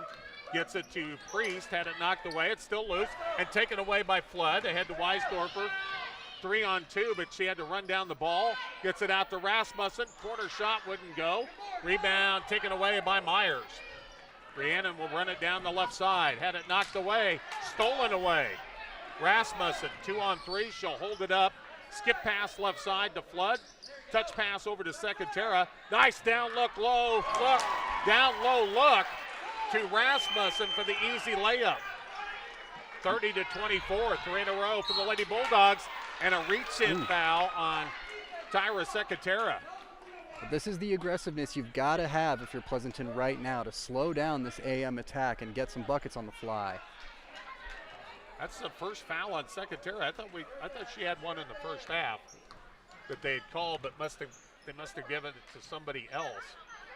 Myers picked up the dribble and finally gets rid of it to Bartok. She'll step back, shoot the 3, no good. Rebound cleared out of there by Flood. Wants to run it into the forecourt. Down the right side, holds up. Now she'll launch the 3 and hit it. JC Flood cuts the lead in half to 3 at 30-27. What a way to get into the scorebook. And now a travel and a timeout going to be taken by Anselmo-Merna. 5:22 to go, third quarter. 30-27, AM on top. When your car gets dented, dinged, smashed, or smacked, the last thing you should have to worry about is it being in the right hands to get it fixed. When you choose Rod's Body and Paint in Broken Bow, your vehicle will leave their shop looking great. Don't forget, Rod can also help you with those windshield chips. Take care of them before they get worse and cost you more money. If your windshield already needs replaced, they can do that too. Rod's Body and Paint on the curb, west of Broken Bow. Four County Heating and Air owners Brian Hogg and Austin Cox serve the area with a combined 20 years of experience in the HVAC industry. They provide free estimates and 24-hour service. They'll be there for you when the cold weather hits and there to help you prepare for the warm weather that is coming. Call Four County Heating and Air in Broken Bow, 872-2258. 30-27 our score. Anselmo-Merna on top of Pleasanton on a 6-0 run, and they've got the basketball. Weisdorfer takes it in, missed the shot, got the rebound. The follow's good. She's fouled. It will count. Weisdorfer with an opportunity to erase fully that 9-point lead that AM had just shortly. Second foul on Addison Priest. Free throw to Weisdorfer. She makes it, and we're tied at 30 apiece. Wow. That did not take long for that 9-0 run. In the backcourt, Miller over to Safranik. Gets it ahead to Bartok, all the way into the paint, puts it up, no good. Rebound to Safranik, puts it up and in. The ball was just staying there, and Safranik hustled down and put it home. Off to the left side, Flood for a three. This one will not go. Rebound brought down by Bartok, and she is tripped up by Secatera, who didn't think she fouled. But I think their feet just got kind of caught up a little bit. And the foul will go on Secatera. That's her second. You know, every time Pleasanton has made a run to get right back after a long read, AM has come up with an answer. Bartok from 10, no good. Rebound tipped around and controlled by Pleasanton. Flood will bring it into the forecourt. 4.5 minutes to go in the third quarter. Weisdorfer, nice drive through the paint. Blocked by Myers, but a late whistle. Oh, wow. Very late whistle, and it'll be 2 shots for Weisdorfer. It was a nice vision, though, by Weisdorfer to actually carve into that lane and split what looked like 4 Lady Coyotes down low. That'll be the second foul on Rhiannon Myers. Free throw by Weisdorfer is good. Makes it a 32-31 game. Cassidy Pates into the lineup for Pleasanton. Weisdorfer makes both free throws. We're tied again at 32. In the backcourt, AM, they'll get it ahead to Bartok. She'll hold it up. Give off to Myers. Myers picks up the dribble. Now left side for Miller. McKenna will give it off to Priest. Right side, Myers drives, bounce down low. Posting up, Safranik gets it over to Miller. Miller with a good move along the baseline. Kissed it home, and it's 34-32. Lady Coyotes. Weisdorfer back out to Secatera for the three. And the Lady Bulldogs with the lead at 35-34. Miller, Safranik leads ahead to Myers. Drives, puts up the 10-footer, no good, but she'll draw the foul. I believe that's going to be 3 on Secatera. Well, they're going to give that one to Flood, I think. Oh, yeah, huh? And that'll be her third. So freshman Rhiannon Myers with the free throw, up and good. We're tied again at 35. It's been a very good game. We thought this would be a well-matched game. Don't forget, we've got the 1 seed Sandhills Thedford and the 4 seed Ansl Litchfield to follow. 36-35 as Myers makes them both. 3:40 remaining in the third. Pleasanton with the basketball. Skip pass up top, over to the left side. Rasmussen, a long rebound comes out to Weisdorfer. Weisdorfer works it to the right side, working against Bartok. Steps back, 3 ball too strong. Long rebound, though, run down by Rasmussen. She'll get it up, couldn't handle it in the corner. It goes on out of bounds.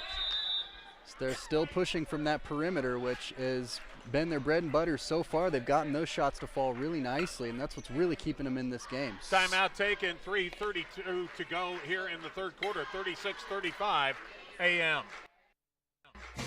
Ag producers, March 10th is the last day to save money by prepaying for alfalfa seed from Arrow Seed. Act now to save 4%. Choose from L457 HT Plus, the newest generation of highly digestible, high-yielding, disease-resistant alfalfa. Economical Big Red 3, a blend of high-yielding, winter-hardy alfalfa with great forage quality, or any of the other 10 varieties Arrow Seed has to offer. Act before March 10th to save on your spring alfalfa seed. Learn more at arrowseed.com.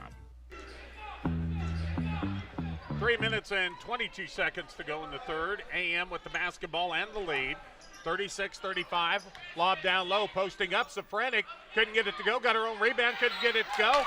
And on the third shot, she is fouled.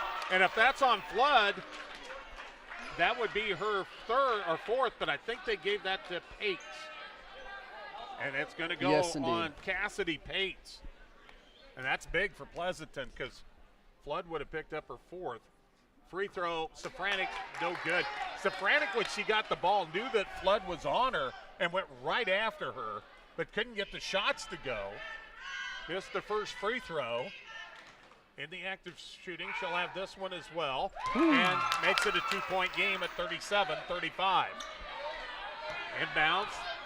Flood will work it ahead. Secatera in the corner, up top. Rasmussen over, blocked by Miller. Rasmussen got it back. Now out to Pates. Up top, Weisdorfer into the paint, drives. Nice dish off down low, and laying it home is Rasmussen. We're tied at 37. Miller into the forecourt, down the left side. She may have taken an extra step, and that's the walk call. Kind of looked like she outpaced her offense a little bit and was in front of everybody she could have passed to and couldn't quite stop in time to let him catch up. Priest will come out as Lily Thornton is back in. 2:40 to go, third quarter. We're all tied at 37. Along the perimeter, Pates has it on the left side. She'll dribble it to the high post. Work right side into the corner for Flood. She'll dribble up top. Man-to-man defense. Rasmussen, after the overplay, puts up the 10-footer, partially blocked and taken out of there by Safrani. Miller has it in the backcourt. Crossover dribble. Crossover dribble again into the forecourt. Works it to the left side.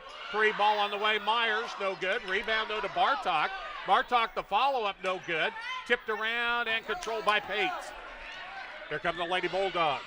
2 minutes to go in the third. Pates into the paint, kicks it back out. Three ball, Secretera off the iron, no good. Rebound tipped around, and Thornton comes away with the ball. Gives it off to Miller. Miller pushes it forward to Bartok. On the left wing, pass blocked, taken away. Weisdorfer ahead to Rasmussen, ahead of the pack, lays it up and in. Wow. 39-37, Bulldogs on top. The minute and a half remaining in the third period.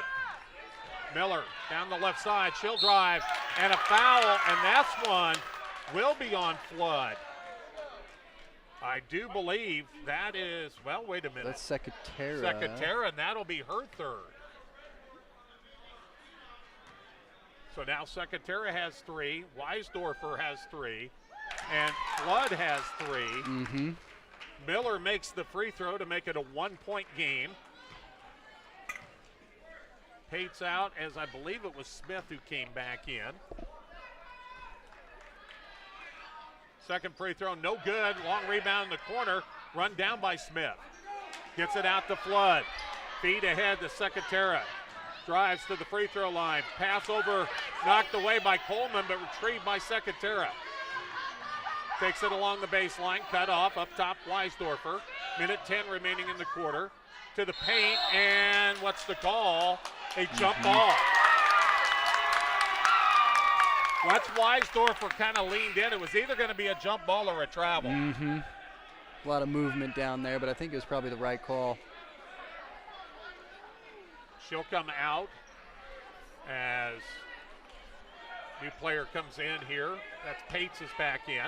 Skip Powell, that's behind or in front of Coleman on the pass, and AM throws it away down by one. That's tough. They just gotten a break and couldn't get it across the timeline.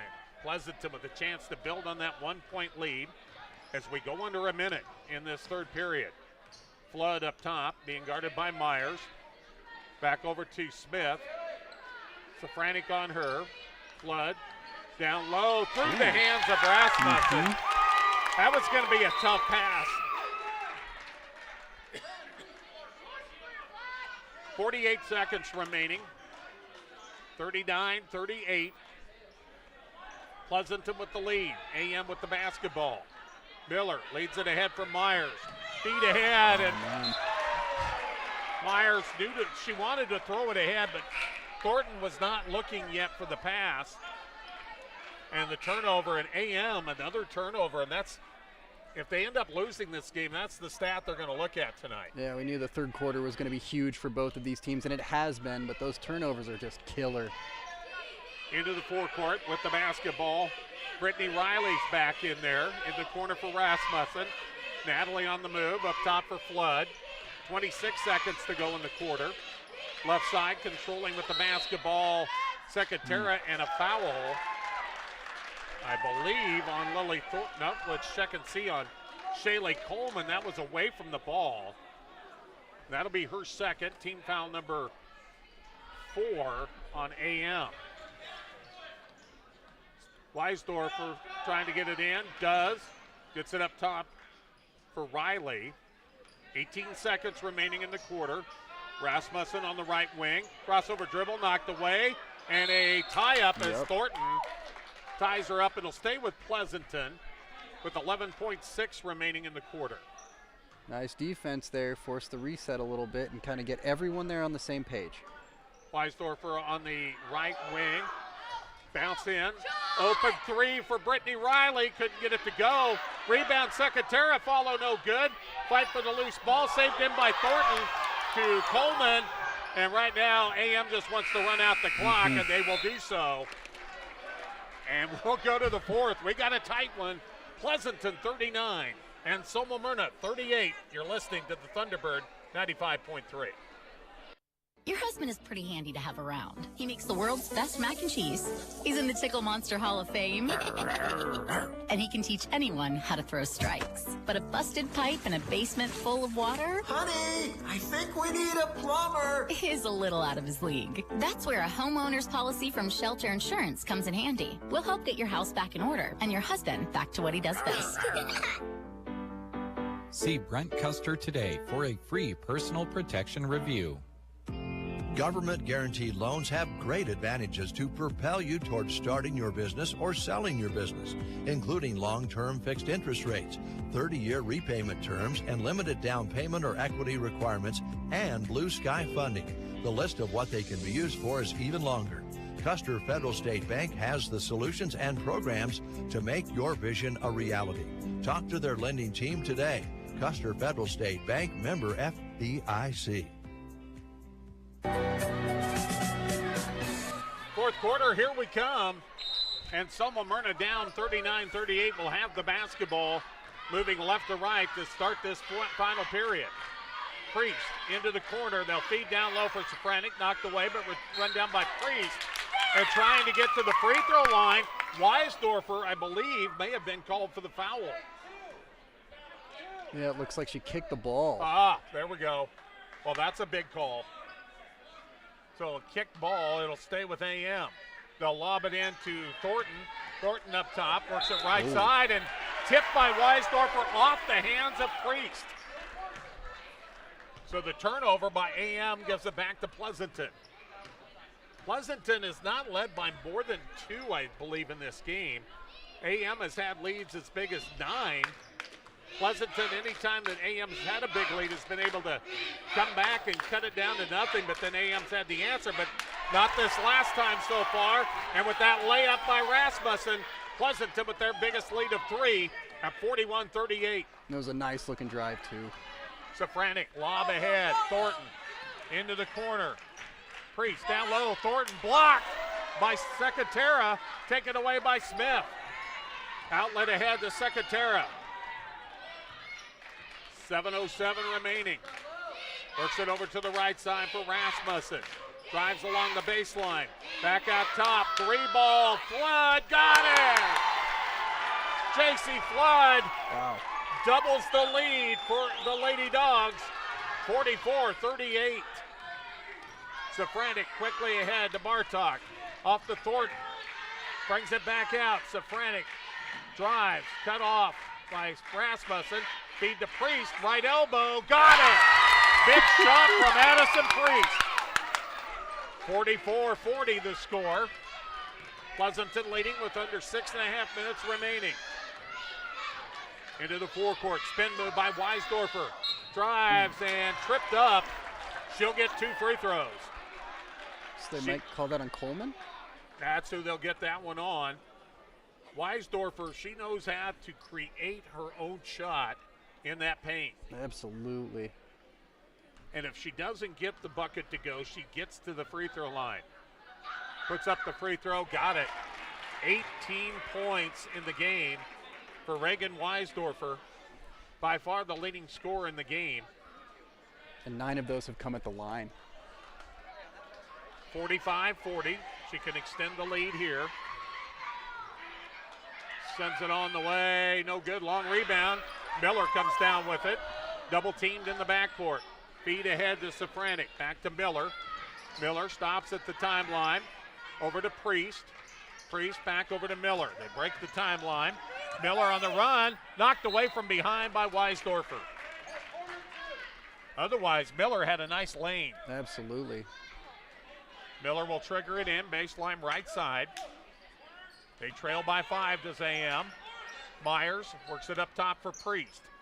Priest finds Bartok. Lost it, got it back. Now back to Miller. High post, Priest, 8-footer. Got it! Hit the rim and crawled on over. Addison Priest with the last 2 buckets. She's got 9 in the game. 45-42, Pleasanton. Weisdorfer up top. Gives off. Pates on the run. Caught up on the baseline. They'll work it left side. Rasmussen on the wing into the paint. Dribbles through. Kicks it back out to Pates. 15-footer won't go. Rebound Weisdorfer up and in. She got the board and the hoop. 20 in the game for Reagan. 47-42. Safranik ahead off the fingertips of Priest. And a turnover on Anselmo-Merna. These next couple of possessions now for both teams are going to be absolutely critical in actually putting points on the board.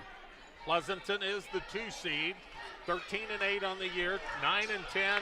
AM is the 3 seed. And a push in the forecourt on Rasmussen by Priest.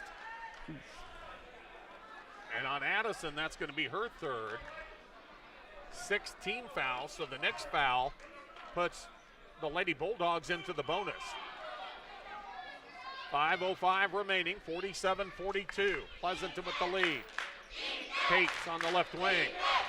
Up top, drive, puts up the shot, off the glass and good from about 10 feet away. And now that's the biggest lead of the night for Pleasanton, 49-42. Miller all the way, takes it in, puts it up and in. She's fouled, it'll count. McKenna Miller with the answer. Cuts it down to 5. The foul will go on Secretary, I believe. We'll check and see. Yeah, no, on Smith. And that will be her 2nd. Miller's free throw is in and out, no good. Taken out of there by Secretary. 4:41 remaining in the game. 49-44, Pleasanton. On the drive, Weisdorfer. Back out top for Flood, and she walked. I think originally she wanted to pass, then it wasn't there, and had already committed a bit. And the turnover gives it back to AM. Inbounds will go to Miller. Miller, double teamed in the backcourt, splits the defenders. Knocked away by Flood. Easy one at the other end for Rasmussen. That was a great-looking defensive stand there from Pleasanton. They're actually applying that pressure and really disrupting AM's momentum and movement as they're trying to get down the floor. Safranik trying to get it over to Miller. A little tall, and another turnover. Timeout AM. 4:14 to go. Pleasanton 51 and Anselmo-Merna 44 back after this. When we unlock the doors and turn on the lights at the grocery cart, we're excited to serve you with a smile and helpfulness that can't be matched. Our staff is happy to help bring you this sports broadcast. It's our mission to offer you great prices in a store that is clean, organized, and convenient. Connect with us online at gkbrokenbow.com or come by and shop 7 days a week from 7 a.m. to 10 p.m. East Highway to Broken Bow. Septic emergencies are right up there on the list of worst emergencies to have. Absolutely. The next time you're facing one, give Squires Septic Service a call. 870-0717. He's ready to take your call 24 hours a day. Absolutely. His sewer camera can find problems fast to save you money. Plus, he can clear drains with Roto-Rooter or Jetter. Oh, and Gary has Porta units, too. Squires Septic Service of Myrna. 870-0717. Don't wait to call until it's too late. Absolutely not. All right, now the clock in favor of Pleasanton. They lead at 51-44. They've got the basketball. With it, it's Flood on the wing. On the wing now, left side, it's Secretary. Gives off Rasmussen in the paint for Pates. Knocked away and taken away by Miller. Miller will hold it up. Now give ahead for Myers. Myers deep on the left wing. Works it up top for Miller. Now over to Priest. Priest back over to Miller. Now Myers, left wing. And taken away by Weisdorfer. Out in front of the pack. What blocked by Bartok. But a foul on Bartok, and Weisdorfer getting up slowly. That was a pretty heavy-duty block there from Bartok. She just came down on Weisdorfer as she was making a move to the hoop. Got the ball, but got the body as well. And on Carly, that's number 2. It'll be 2 free throws for Reagan Weisdorfer, who's been the difference in this game. She misses that free throw. Keeps it a 7-point game at 51-44. Winner of this one plays the winner of the next game between Sandhills Thedford and Ansl Litchfield in Thursday night's championship match. Second free throw also no good, and AM with the board. Safranek has it in the backcourt. Gets it over to Priest. Priest, they've got Miller ahead, lob ahead, layup good. Went to the left hand, and a wise job not to put it on the floor. Absolutely, just go right at the bucket. The stride's long enough for sure. Flood has it deep on the wing. Picked up the dribble, skip pass ahead. Pates open, puts it up and in. Safranek went for the steal, and when she missed it, that gave Pates an open lane. Myers feet ahead and a reach-in foul on Pleasanton. Looks like they might get Weisdorfer for it. And that will be her 4th. And Myers will step to the line for a 1-and-1. And Weisdorfer will sit down. Smith will come back in.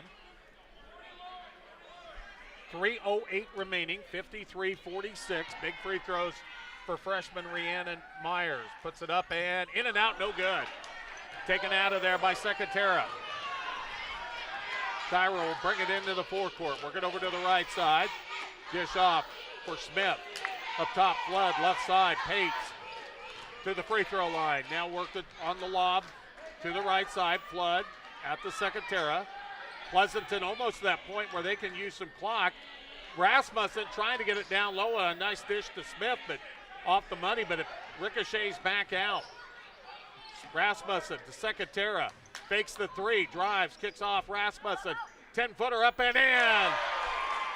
A 9-point bulge now for Pleasanton. 55-46. Myers holds it up. AM's going to start having to look at threes. Miller with the 3. Off the mark, no good. And the long rebound out to Pates. Pates holds it up. Gives off now to Flood. 2:12 remaining. Now to Pates in the corner. Rasmussen 3. Got it! And a double-digit lead for the Lady Bulldogs. And now a steal that's stolen back by Priest. Takes it in, lays it up, no good. Rebound, Bartok. Back out to Miller, running 5-footer up and good. 58-48, and a quick timeout taken by Anselmo-Merna. We'll keep it right here. Your friends at Clang Financial are honored to help you with any of your health and life insurance questions, as well as any retirement planning needs you may have. You can reach them at 872-6810. Clang Financial, located downtown Broken Bow at 940 South D Street. 58-48. Little more than a minute to go in this one. Pleasanton, though, has opened up a big lead. AM's going to have to foul, it looks like, at this point now. Yeah, certainly. And getting in the scorebook for the Pleasanton Lady Bulldogs, they've had 4 different scorers, so they've not just been doing it with Weisdorfer alone, whereas AM only has 2 in the books in this 4th. Weisdorfer will throw it in, full court press by AM. In the backcourt, Rasmussen, and she dribbled on the line. So a turnover with a minute 46 remaining, and the Lady Coyotes will trigger it in. Using that sideline as an extra defender, always a good strategy. Myers into the forecourt, working against Rasmussen. Feed ahead to Priest. Pass intended for Safranek, stolen away by Flood. Weisdorfer back in there. She'll dribble it across the timeline. Guarded by Bartok. And right now, Lady Bulldogs not looking for a shot. They just want to use clock. Minute 22 remaining. They are up by 10, 58-48. AM led most of the first 3 quarters of this game. Pleasanton led by 1 going into the 4th quarter, but really took charge at about the 5-minute mark. Yeah, suddenly they just could not stop hitting shots. J.C. Flood will shoot the free throws. 1-and-1 situation, makes the first. 59-48. Good, don't forget, we've got Sandhills, Thedford, and Ansl Litchfield still to come here on 95.3. Second free throw, good. Flood makes them both. 60-48. Minute 14 remaining. Ball knocked loose and out of bounds. Last touched by Cassidy Pates. Addison Priest to throw it in for Anselmo-Merna. Inbounds to Myers. They'll feed down low. Safranek underneath. Got caught up too far underneath, and then she is fouled. And I think when she put the shot up, she might have also got a piece of Secretary who fouled her. Checking on her to see if she's okay. That's 4 on Secretera. Pleasanton had some foul trouble in this second half, but they managed to get through it. Safranek makes the free throw. Makes it a 60-49 game as she is in double figures with 11. McKinnon Miller leads AM with 16 in this contest. Safranek's second free throw, nothing but the net. And a timeout going to be taken by Pleasanton. We'll take it with them. 1:08 to go, 60-50. Lady Bulldogs on top. Rivals, hometown pride, wearing your school's colors. Small towns are brought together cheering on their favorite teams. Agland ATV knows how hard the athletes and coaches work year-round and are proud to help sponsor the games of our customers and their kids and grandkids. We have built relationships with many of these families through the years and are proud of their success. Best of luck to all the local athletes from Agland ATV in Broken Bow. 872-3424. Agland ATV, West Highway 2, Broken Bow. 872-3424. Ready or not, here comes the chilly season. Are you already noticing some cold drafts coming into your home, chilling the air? Don't make your heating system work harder than it needs to. Talk to Mead Lumber in Broken Bow about insulation solutions to keep the cold where it belongs, outside. The helpful staff at Mead Lumber in Broken Bow can offer solutions that will save you money when the weather gets chilly. Talk to them today, East Highway 2, Broken Bow, Nebraska. 10-point advantage for Pleasanton, 60-50. A minute 8 remaining here in the ball game. Rasmussen, her pass was tipped out of bounds. Last touch by McKenna Miller. Eats about 3 seconds off the clock. Pleasanton will trigger it in again. Weisdorfer, baseline left side into Rasmussen. Double teamed in the backcourt. Picks up the dribble, throws it ahead. Finds Weisdorfer, and Priest going for the steal will put Weisdorfer to the free throw line. And it is Priest's 4th foul, but at this point, you got to try to get the ball back or put him at the line. That's really not a bad one to give here with under a minute to play. She just doesn't want to do the next foul. You would want one of the players with 2. And Weisdorfer makes the free throw. And really, if the Lady Bulldogs make their free throws down the stretch, it's academic. Second one on the way, good. 62-50. 12-point advantage for Pleasanton. In the backcourt, Miller. Bounce pass to Safranek. Taken away momentarily by Weisdorfer. Out of bounds, it'll belong to Anselmo-Merna. Clock down to 49.6 remaining. Inbounds pass will go to Myers. Myers over to Safranek. Back to Miller for a 3. Got it. Nothing but the net. And a quick timeout taken by Coach Kirchman. 40.1 remaining, 62-53. Pleasanton back after this. Physical therapy. We are your complete physical therapy stop. From babies to the elder, from sports injuries to joint replacements, from dry needling to manual techniques, we have it all for you. 872-5111. We offer physical therapy, occupational therapy, and speech therapy. Or check out any of our locations in Broken Bow, Burwell, Gothenburg, Kearney, or Callaway. Call for your complete physical therapy needs and to a healthier 2023. Team Physical Therapy, 872-5111. Sports gear and a clearance. A match made in heaven. That is what is going on right now at Geared for Sports in Broken Bow. Save 30% off winter apparel like hoodies, sweatpants, stocking hats, gloves, and more. If it's winter apparel, it's simple. It's on sale. Buy them and wear them right away. The savings and the clothing will make you feel warm inside. At Geared for Sports during their winter clearance on the west side of the square in Broken Bow. Inbounds for Pleasanton goes to Rasmussen. Stolen away by Miller. Miller drives, puts it up, no good. But she'll be fouled and shoot two. And that's going to be on Weisdorfer, and she is gone. That is her fifth foul. She will foul out as the leading scorer in the ball game, at least at this point, with 22. And Lauren Smith will come back in. McKenna Miller will be at the line, a chance to cut this lead down to 7 with 34.8 remaining. First free throw, good. They did not call it in the act of shooting. It was a 1-and-1, so it's 62-54. Both teams are in the double bonus the rest of the way. Second free throw, no good. Rebound Smith, outlet ahead to Rasmussen. Off the Secretera, and a quick foul by Safranek. And that's going to be number 4 on Safranek. And Tyra Secretera with a chance to put some free throws in. It'll be a 2-shot opportunity. All fouls now will be the double bonus. First free throw up and in and out, no good. So it remains 62-54, and a quick timeout taken by Coach Jordan Arnsdorf. We'll take it with them, 28.6 remaining. Pleasanton up by 8. Anytime is a good time to buy plants because of indoor plants. The Garden Center has some rare and exciting indoor plants you need to lay eyes on.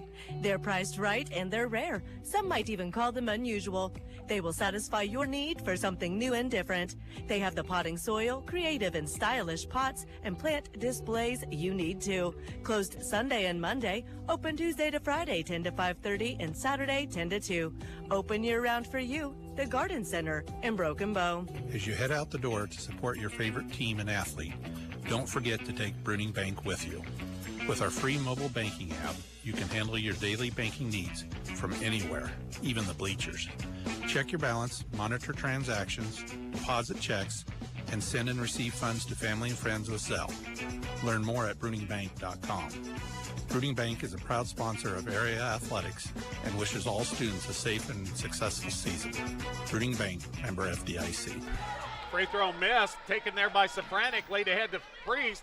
Back out to Safranek. They're going to have to launch a shot. 20 seconds remaining. Off to Miller. 17 seconds. Safranek on the drive. Into the paint. Puts it up. No good. Drew the foul. But AM used up 15 seconds on that possession. Trying to get a shot. And Safranek will step to the line for 2. With 13.5 remaining. That's Lauren Smith's third foul. She'll shoot 2. Safranek puts it up and in. That is her 12th point on the night. 62-55. This one would make it a 2-possession game. Second one, good. Pleasanton will have to throw it in. Inbounds goes to Rasmussen. Back to Flood. And a quick foul by Carly Bartok. And J.C. Flood will go to the line to shoot 2.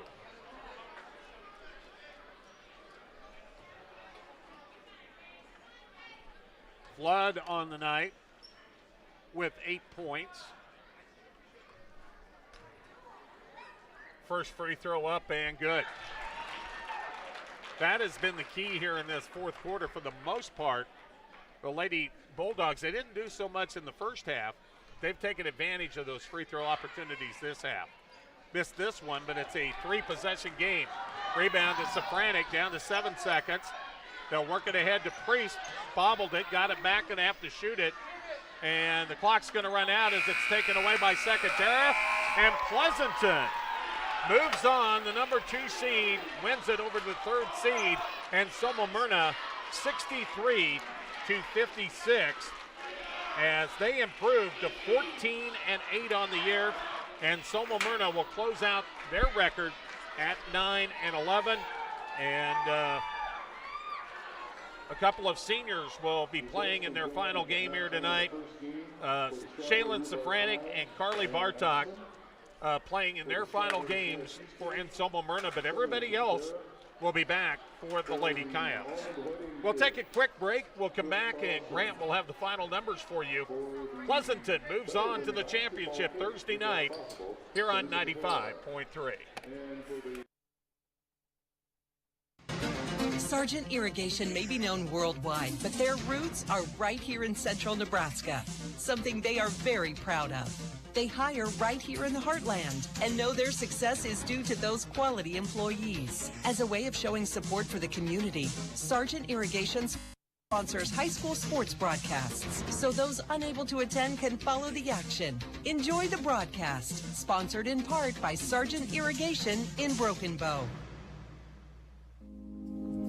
At Melham Medical Center, more than 100 professional and support staff from Custer County and beyond work to ensure caring and compassionate medical attention.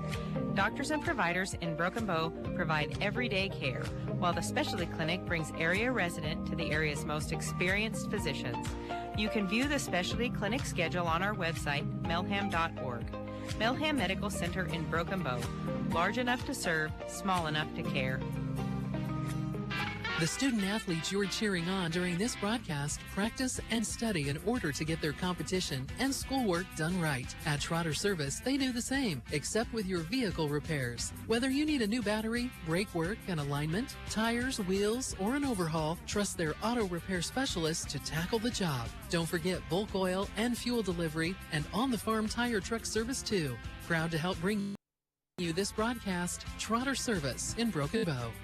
A to Z Lawn Pro is moving, but don't worry. They'll continue to offer their great services such as fertilizer, weed, and bare ground programs. Plus, they'll help you with grass seedings during the spring and fall seasons. Their new shop will be at their house. The address is 2056 North 9th Avenue. A handy payment drop box will be out front. Their phone number's changing too. It's now 308-870-1762. A couple of changes, but the same great service from A to Z Lawn Pro. Brandon and Barb Miller with Cursive O Cattle are proud Anselmo-Merna Coyote supporters. Selecting for superior genetics and raising cattle in a sustainable manner has always been the foundation of Cursive O Cattle. Just like the athletes in the game, their offering of bred heifers and feeder cattle were developed to perform with excellence. Contact them in Myrna, proud supporters of the Anselmo-Merna Coyotes and this broadcast. Brandon and Barb Miller with Cursive O Cattle of Myrna. This is for the Anselmo-Merna community members and alumni.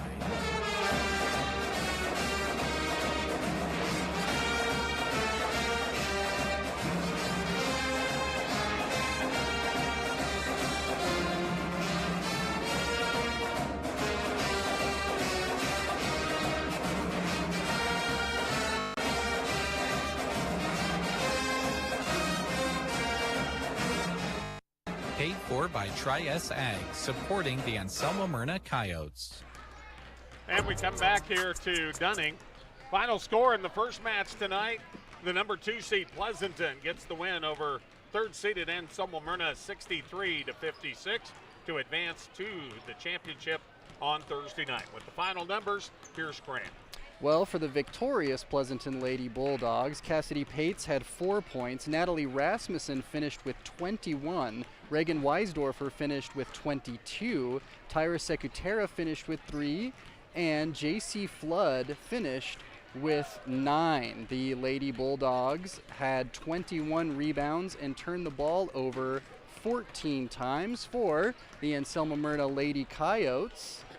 Addison Priest had 9 points, Shaylee Coleman had 2, Carly Bartok had 6, McKenna Miller finished with 22 points as well, Rhiannon Myers had 5, and Shaylin Safranek finished with 13. The Lady Coyotes rebounded the ball 26 times and turned it over 27 times.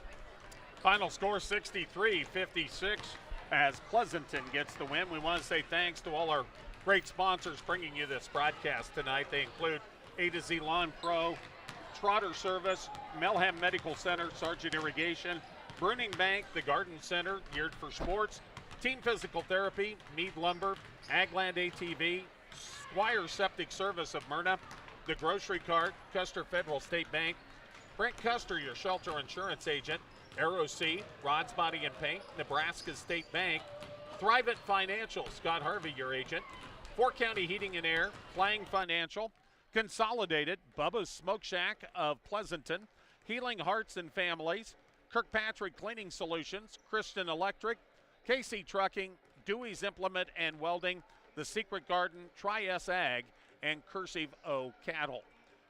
Again, your final score here tonight in the first game, 63-56. Pleasanton gets the win. They'll play the winner of our next contest between the top seed Sandhills Thedford and Ansl Litchfield. And when we come back, we'll tell you about a number of fine sponsors going to be bringing you that game. Jeremy's going to slide into the play-by-play role. I'll move over to analyst, and that'll be coming up next here on 95.3. Mike Bailey with Bailey Crop Service in Ansl is proud to support the Ansl Litchfield Spartans student athletes in all that they do. Bailey Crop Service is your Pioneer seed dealer just off Highway 2 in Ansl. Pioneer continues to stand at the forefront of leading genetics in crop production. Stop in or call Mike to learn how Pioneer can benefit your fields. 935-1783. That's Bailey Crop Service in Ansl, proud sponsors of this sports broadcast. Insurance of the Heartland in Ansl is a proud radio sponsor of area high school sports. The skills that students learn in athletics go beyond the playing field. These student athletes learn teamwork, work ethic, and competitiveness, just to name a few. The sports that they participate in also are a way to bring communities together. The team at Insurance of the Heartland in Ansl is happy to help bring you this broadcast to cheer on your team. Connie Johnson at Main Street Styles in Ansl would like to congratulate the Ansl Litchfield Spartans on their success on and off the court. Encouraging one another to become leaders and building teamwork in our schools are important qualities in our life and our community. Connie provides a large selection of family hair care services, facial waxing, nail services, ear piercing, and also has a suntan bed available. Connie would like to help you with your hair care needs. Give her a call at Main Street Styles in Ansl, 935-1489. Midwest Partitions Incorporated in Thedford would like to take this opportunity to salute all of the student athletes in the area for working hard to prepare for every contest of the season.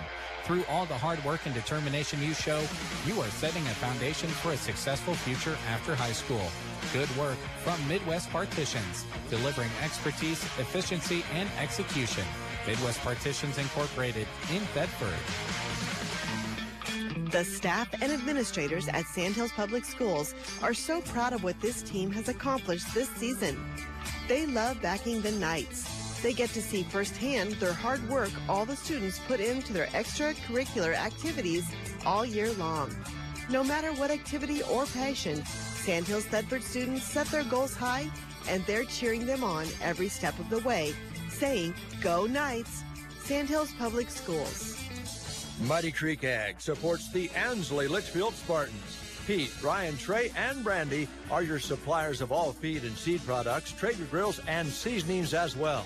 They also have new and used seed tenders and are proud to be channel seedmen. Good luck, Spartans, from Muddy Creek Ag. Call them at 308-935-1155. The same people with the same great products on Highway 2 in Ansl, America.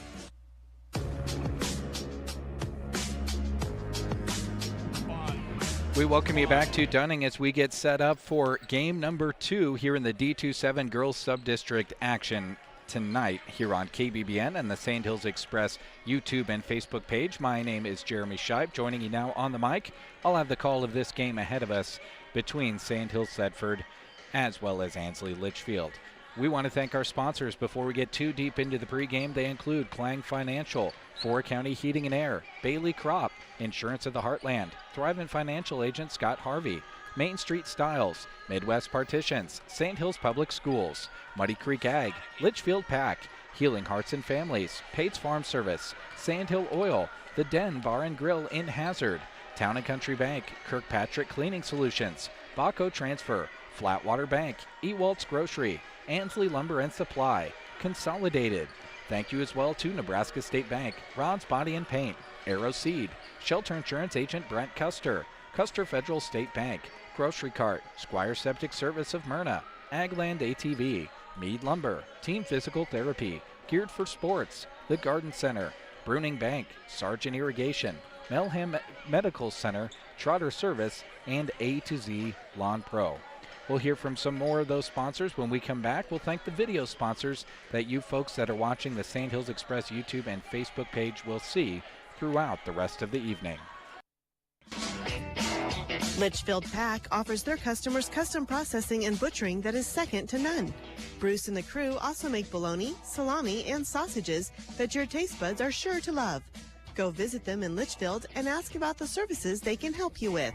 Open 8 to 5 Monday to Friday and Saturday 9 until noon. Litchfield Pack, proud to help sponsor this sports broadcast. February is Teen Dating Violence Awareness Month. Last year's theme was Talk About It. This year, it's Be About It. Education and raising awareness is important. 1 in 3 high school students experiences either physical or sexual violence or both, perpetrated by someone they are dating. If you have questions or just need to talk, advocates are available 24/7. Call Healing Hearts and Families locally at 308-872-5988 or 800-942-4040. Text Love Is to 2522 or chat at loveisrespect.org. Pates Farm Service is a proud supporter of Ansl Litchfield Spartan Athletics. Both in sports and athletics, they know how hard the athletes work to give their best effort, and they want to wish them the best of luck as they work this season. Pates Farm Service in Litchfield is your locally owned and operated parts and service provider for all the ag diesel equipment you need. Call Scott today to schedule your tune-up or repair. Proud to sponsor this broadcast, Pates Farm Service. Sandhill Oil Company is a family-owned business that has provided quality fuels and services for 3 generations. With 3 convenient locations in Thedford, Hyannis, and Valentine, they've served the Sandhills since 1961 with propane delivery, pipeline installation, quality Sinclair fuels, and the Dino-Mart, open 7 days a week. Experience a team that cares about your fuel, irrigation, and more. Sandhill Oil Company. The Den Bar and Grill in Hazard is open at 11 Monday through Saturday with awesome daily specials. Thursday night, head in for homemade pizza night. On Friday, the noon special is hot beef, and that night it's specialty burger night. Saturday, chicken fried steak is served up for lunch, and Saturday night it's steak. Sunday, join them for breakfast opening at 9. Follow them on Facebook for updates. The Den Bar and Grill in Hazard, sponsors of this broadcast. Since our bank was founded in 1905, we have been the community bank that's part of your community. Whether it's Friday night at the football game or volunteering at the local celebration, at Town & Country Bank, building relationships is what matters. That's why we gladly support the towns in which we live and work. This is Heather at Town & Country Bank, and I invite you to stop in today and let us show you how banking should be. Town & Country Bank, relationships you can bank on. Relationships matter. Town & Country Bank. Member FDIC.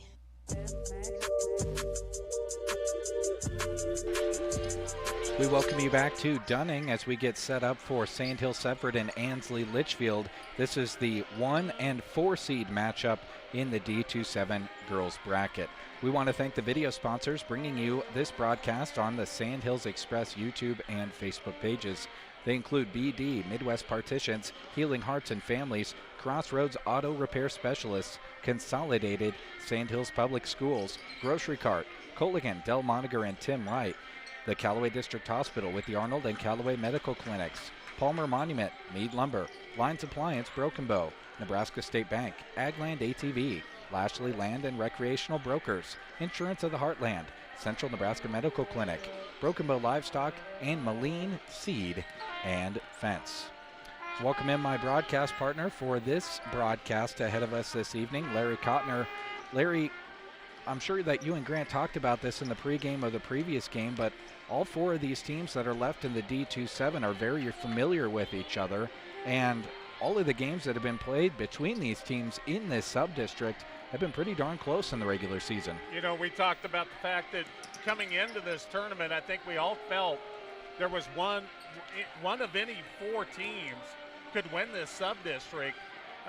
When you look at the top 4 seeds in Sandhills, Thedford, Pleasanton, Anselmo-Merna, and Ansl-Litchfield. Well, Pleasanton, knows that they're going to have an opportunity. Now we're going to see who has a chance between these 2 teams. They met up before Christmas. Sandhills, Thedford won that game at Ansl-Litchfield, 48-40. Both these teams coming in a little bit of a run, Jeremy. Three-game winning streak for Ansl-Litchfield. Actually, 3 games, including last night's money bracket game, and then 6-game winning streak and 10 of the last 11 for the Lady Knights. As you can hear, the band is warming up behind us, and that means we're getting pretty close to the tip. Also worth noting for Sandhills Thedford, they're averaging 43.6 points a game, and they've been winning those games that on paper they're expected to win. A majority of their games coming against opponents that have a 500 or worse record so far this year as far as wins go. Yeah, when you look at their best wins, you probably got to look at back-to-back wins against Burwell. 8-14, they're a better team than that. And Ainsworth, who plays in the Southwest Conference, they played them as well as Broken Bow played them in the regular season, or actually in the Southwest Conference tournament. So, that's their best wins. When you look at Ansl-Litchfield's losses, every loss was to a winning record team, with the exception of Burwell, as I mentioned, though, a better than 8-14 team, as their record indicates. We're getting closer to the tip. We're about 6 minutes away from it. We'll take one last commercial break. When we come back, we'll give you the starting lineups for Sandhills, Thedford, and Ansl-Litchfield. It's the D2-7 Girls Subdistricts on KBBN. Kirkpatrick Cleaning in Broken Bow is a proud sponsor of this sports broadcast, and they wish all of the area teams good luck. You deserve to treat yourself to cleanliness. Let Kirkpatrick Cleaning worry about keeping your home clean so you can enjoy that much-needed leisure and family time. They offer air duct, carpet, and window cleaning and can help with fire and water damage too. Call Kirkpatrick Cleaning in Broken Bow at 872-6374. Supporters of area high school sports and this broadcast.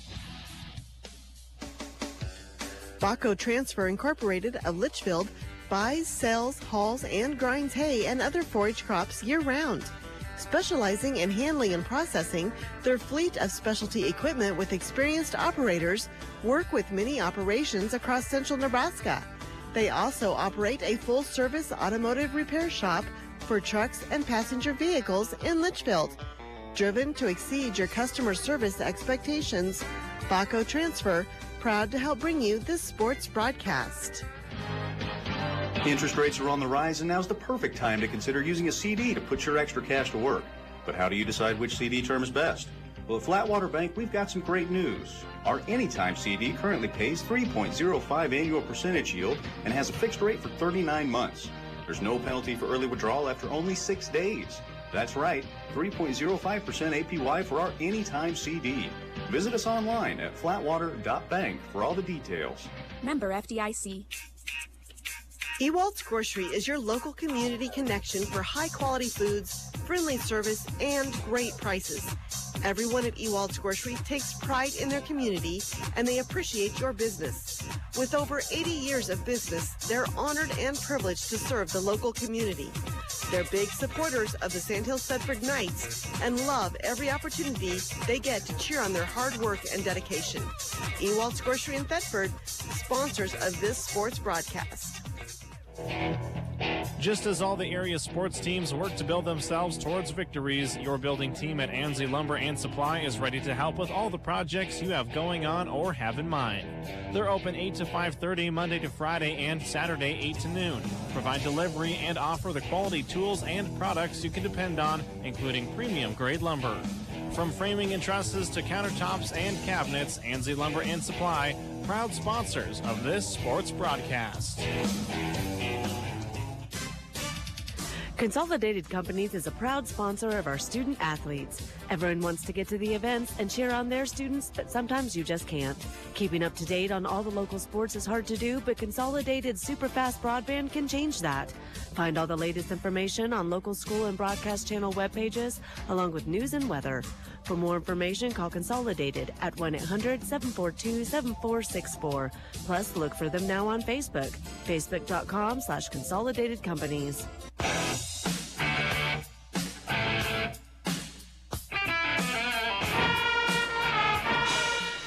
Welcome back to Dunning as we get set for the Sandhills, Thedford, and Ansley-Litchfield matchup here in the D2-7 sub-districts. I'm going to read the starting lineups and just hope that those of you out there listening on the radio and on the video stream can hear me. I'll be honest, I can't hear myself. I've got a trumpet behind my head. Let's start with the Ansley-Litchfield Spartans. Catherine Pates is a senior in the starting lineup. Clarissa Downey getting the starting lineup nod. She is a sophomore. Kaylee Rohde is a senior. Carrie Ryan is a sophomore, and Cadence Feldman is a freshman, rounding out the starting lineup for the Ansley-Litchfield Spartans. Dave Shields is the head coach. He is assisted by Stephanie Evans. For Sandhills Thedford, Charles E. Tehan is a junior, Carly Hakey a sophomore, Tenley Rasmussen a senior, Emily Leach also a senior, and Dale Hakey is a junior. Cale Anderson is the head coach of the Sandhills Thedford Knights. He is assisted by Lauren Hayden. We'll take one more commercial break. When we come back, the tip is what you'll hear on KBBN and see on the Sandhills Express YouTube and Facebook pages. We've got spirit, yes we do. We've got spirit, how about you? Here at Nebraska State Bank, we've got school spirit. Introducing mascot debit cards from Nebraska State Bank. Now you can go to your local NSB branch and request a new debit card for your favorite high school team. The Broken Bow Indians, South Loop Bobcats, or Anselmo-Merna debit cards are available by instant issue. You'll only pay $10, and the entire amount will be passed along to your school. It's a win-win situation, right? Take your school pride to the next level at Nebraska State Bank and Trust. Member FDIC. One thing we definitely desire perfection on is our vehicles. You want something that gets you to where you're going comfortably while looking great. Whether storm damage, deer damage, or insurance claim, take your ride to Rod's Body and Paint Broken Bow. They're the collision specialist. You should call 308-872-5346. Offering over 42 years of experience, they'll get you back on the road quickly without sacrificing quality. From dings and dents to full replacement and auto glass repair. Rod's Body and Paint, West Highway 2, Broken Bow. Cattle producers, Arrow Seed is your one-stop shop for power fencing needs. Arrow Seed has all the supplies, including high-tensile wire, posts, insulators, and energizers to build or replace a solar, electric, or battery-operated system. They offer products from Gallagher, the most practical, affordable, and dependable range of animal management systems on the market. Should anything ever go wrong with your Gallagher Energizer, you won't have to send it off somewhere to be repaired. Most often it can be repaired right at Arrow Seed. Get your Gallagher power fence and supplies from Arrow Seed on North 10th Avenue, Broken Bow. Hurry up, dude. The game's about to start. Nothing beats spending the day watching the game with your buddies. Dude, I'm literally right here. Let's do this. Which is why a shelter insurance renter's policy is key to your winning game plan. It protects things your landlord's policy doesn't. Dude, where's your TV? What? No way, dude. Like that flat screen TV that just got stolen. Ask shelter agent Brent Custer about shelter's competitive renters insurance rates. Governmental guaranteed loan programs can make dreams happen. That's why Custer Federal State Bank is passionate about helping you with them. Their SBA lending team can help you navigate the process of launching your business and also guide business owners looking to sell or transition their work to another person. Don't let worrying about the ins and outs of getting started push your dreams aside. Talk to Custer Federal State Bank of Broken Bow and Kearney, member FDIC. Welcome back to Dunning. They are introducing the starters here for those in attendance. Good crowd on hand for this one, Larry. Yeah, you know, a lot of the Litchfield and Sandhills Thedford folks kind of moseyed in the second half of that first match, and we had a great crowd, but we had a really good crowd for this one as well. And, you know, one thing that's changed over the years since the pandemic is the fact that you're not playing this at a neutral site like they used to. The top seed gets that little bit of advantage of playing on their home court we'll see if that factors in for the Lady Knights here tonight. Sandhills Thedford will go left to right for you radio listeners. They are in the white uniforms, green trim, and numerals. Might be a little bit of black in there as well. Ansl Litchfield right to left, the all-black uniforms with the gold trim and numerals. Carrie Ryan and Tenley Rasmussen to jump it up.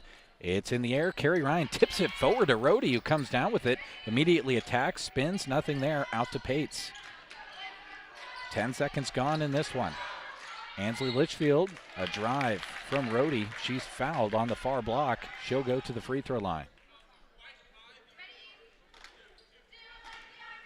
It looks like they're going to get Carly Hakey on this foul. Kaylee Rhodey can't get the first one to fall, and we're still scoreless. Kaylee is one of 2 seniors on this Ansley Litchfield Spartan squad. Fellow starter Catherine Pates is the other senior. Rhodey gets the second one to fall, and it's a 1-0 lead for Ansley Litchfield to open up this game. Sandhills Thedford quickly into the front court. Rasmussen with it in the corner. Gives it off. And the Knights still keep searching for something in the half court. Hakey gives it off. Leach dribbles a couple of times into the corner but didn't like it. Passes it back out. Far side, Tehan with it. Charlesy now to Carly Hakey. Back over to Leach. Leach, couple of dribbles. Tried to find Rasmussen in the lane. It goes through her hands and is turned over to the Spartans. Pretty good defense there by Ansley Litchfield not to let anything down low. Ansley Litchfield, the 1-0 lead, looking to extend it this trip. Rhodey into the front court. Stops, looking at the high post, nothing there. Rasmussen teeing her up, and the Spartans are going to throw it away out of bounds on the near sideline. So we trade turnovers, and we go back to Sandhills Thedford. Carly Hakey brings it across the timeline. They skip it over to Leach. Emily Leach surveys, back to Tehan. Tehan attacks, cut off in the short corner, back out. Hakey, back to Leach. They play catch in the corner. Tehan throws it inside, was looking for Dale Hakey. It's knocked away. Can Ansley Litchfield track it down? They can't. Tenley Rasmussen grabs it, and we go back to the half court with the Knights. Tenley loses her dribble. Leach makes herself available. Tehan in the corner was looking for Carly Hakey, but it's off her fingertips and back to the Spartans. 3 straight turnovers between these two teams, and a timeout is called. Didn't see who called it, but I would imagine that either of these coaches are not happy with the sloppiness to open up this contest. We want to take a moment to thank 4 County Heating and Air. Owners Brian Hogg and Austin Cox serve the area with a combined 20 years of experience in the HVAC industry. They provide free estimates and 24-hour service. They'll be there for you all throughout the remainder of the cold weather season. And when the warm weather arrives, they'll be there for you too. Call 4 County Heating and Air in Broken Bow, 872-2258. 4 County Heating and Air, sponsors of this sub-district basketball action. Coach Cale Anderson called that one. I don't think he was real happy with the fact they've had 2 possessions, 2 turnovers. Not really any good-looking shots so far. Catherine Pates brings it up. Ansley Litchfield possession. They are up 1-0. Carrie Ryan, high post look, trying to get it to Rhodey. It's knocked out. Who's it off of? It's called off of the Knights. We'll stay in the half court with Ansley Litchfield. That's a good matchup right there between Tinsley Rasmussen and Kaylee Rhodey. Pates to key it in, slaps the basketball, looking for Rhodey, lobs it up, and coming down with it was Cadence Feldman, the freshman. Gives it off to Rhodey. Kaylee attacks, cut off, hands it off. Dowdy drives in, had it swiped away.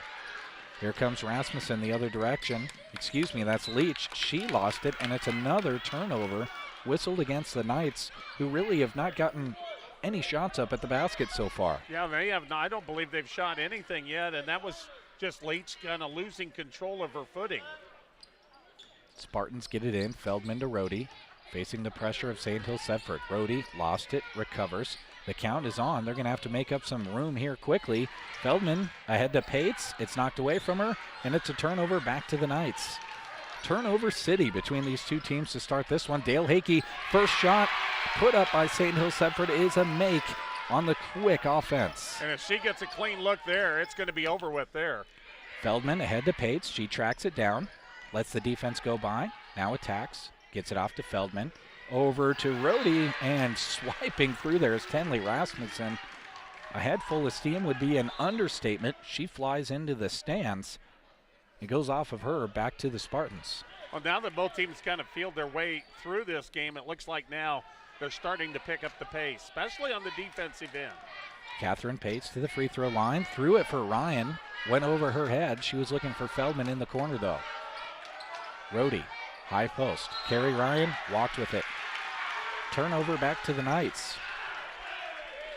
But now it's just a question of which of these teams is going to overcome the turnovers first and start to get their offense going. Yeah, we're still looking for both teams to get a good, clean look at a good shot other than that one that Dale Hickey just had.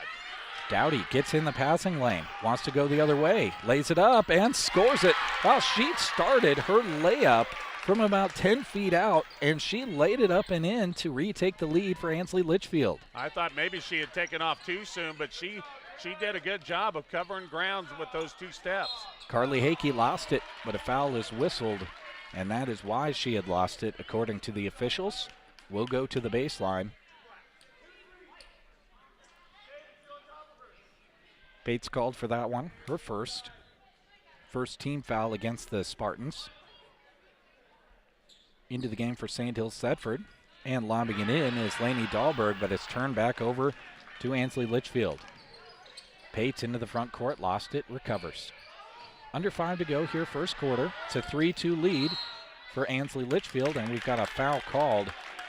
They're going to get Tenley Rasmussen trying to stay in front of Catherine Pates, and I can tell you that's going to be a little bit of an issue for most people that try to guard Catherine Pates. She's a pretty good ball handler. And really, she got called for the hand check there. You don't see that always called, but it's a point of emphasis this year.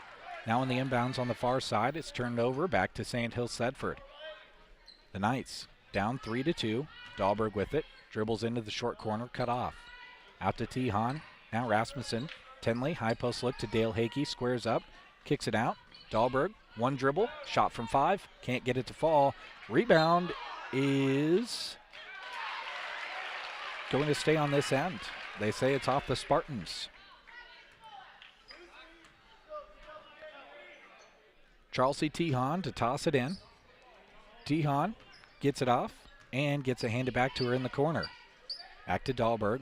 Now Tenley Rasmussen kicks it over. They work it inside. Hickey turns, shoots, can't get it to fall. Back to the Spartans on the weak side rebound. Pates into the front court, dribbled it off her foot. Her teammate tracks it down, grabbing it with Feldman. And the Spartans reset. Under 4 to go here now. Only 5 total points scored by these teams in the first quarter so far. Dowdy with it, far side, a couple of dribbles, good aggression, but foot slipped out from underneath of her. Trying to jump stop, but with just 1 foot, and it's a turnover from the Spartans back to the Lady Knights of Sandhills Thedford. Timeout on the floor, we'll take one as well. It's a 3-2 lead for Ansl Litchfield here on KBBN. The Grocery Cart Rewards Program is a great way for you to save on items in the aisles and on gas for your car.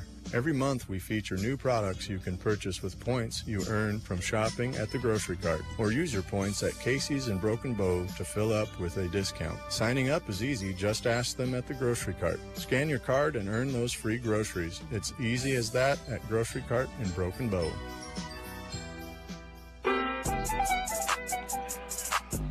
Well, Larry, for lack of better words, and I'm sure that both coaches would agree with me here, this has been lackluster basketball so far here in the first quarter. You know, I just wrote down my first rebound of the ball game, and I go, is that correct? And yeah, because there's been 11 turnovers, over twice as many turnovers than points in the game. Tenley Rasmussen out of the timeout. A free throw line jumper falls, and that makes it a 4-3 game lead to Sandhills Thedford now. We're on the ground now, and a jump ball is going to be called as Feldman was on her back and Dahlberg was over the top of her. That'll keep it on this end with the Lady Knights of Sandhills Thedford. Ball is slapped, Tihan to key it in. Up top to Dahlberg. Laney holds it, gets it off to Rasmussen. Tenley attacks, cut off, gets it out. Dale Hickey can't get the 15-footer to go. Rhodey fell down and a travel is called. She might have been coming down on the foot of Carly Hakey, and then she fell down to a knee. Couldn't get it out to Pates in time. Will again stay on this end with Sandhills Thedford. 8 turnovers on the Lady Spartans already. Tenley Rasmussen, the inbounds play, left it short on the give, and a tie-up is going to be called under the rim, and we'll switch possession arrow again. Rasmussen had a pretty good look at that one, just left it a little short. Feldman to toss it in. Catherine Pates gets it over to Rohde. It's tapped back to Feldman. She recovers, throws it to Rohde. Kaylee faces up, brings it into the half court. Ansl Litchfield, under 3 to go. They trail by 1, 4-3, 7 total points. Scored in more than a half quarter here in the first. Rohde looked at the rim from 3 on the left side, hands it off to Feldman. Feldman attacks, puts it up, partially blocked out of there. Dale Hakey the rebound. Here comes Sandhills Thedford.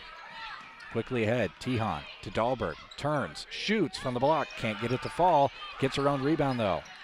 And a travel going to be called by Carly Hakey, who pretty much knew it as soon as she did it. She just was hoping she wasn't going to get caught based off that reaction. 6 turnover now on the Lady Knights. Ansley Litchfield to key it in right in front of us here on the stage in Dunning. 4-3 is the lead for Sandhills Thedford. This game has been a grind, and we've got a stoppage here for a moment.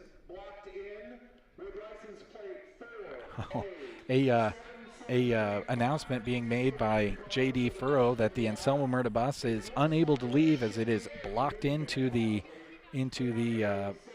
parking lot, and one young man has to run down the bleachers and gets a couple of boos from the student section here in Dunning on the far side. So that poor guy has got to be embarrassed a little bit, but hopefully that Anselmo-Merna bus can get out. Good offense from Ansley Litchfield. It happened just that fast, folks. Dowdy streaked past the defense and found herself available. She's fouled and will go to the line. That's a good way to break the press, and they went over the top of it and got Clarissa Dowdy, and she made another tough angle shot in getting that one to go.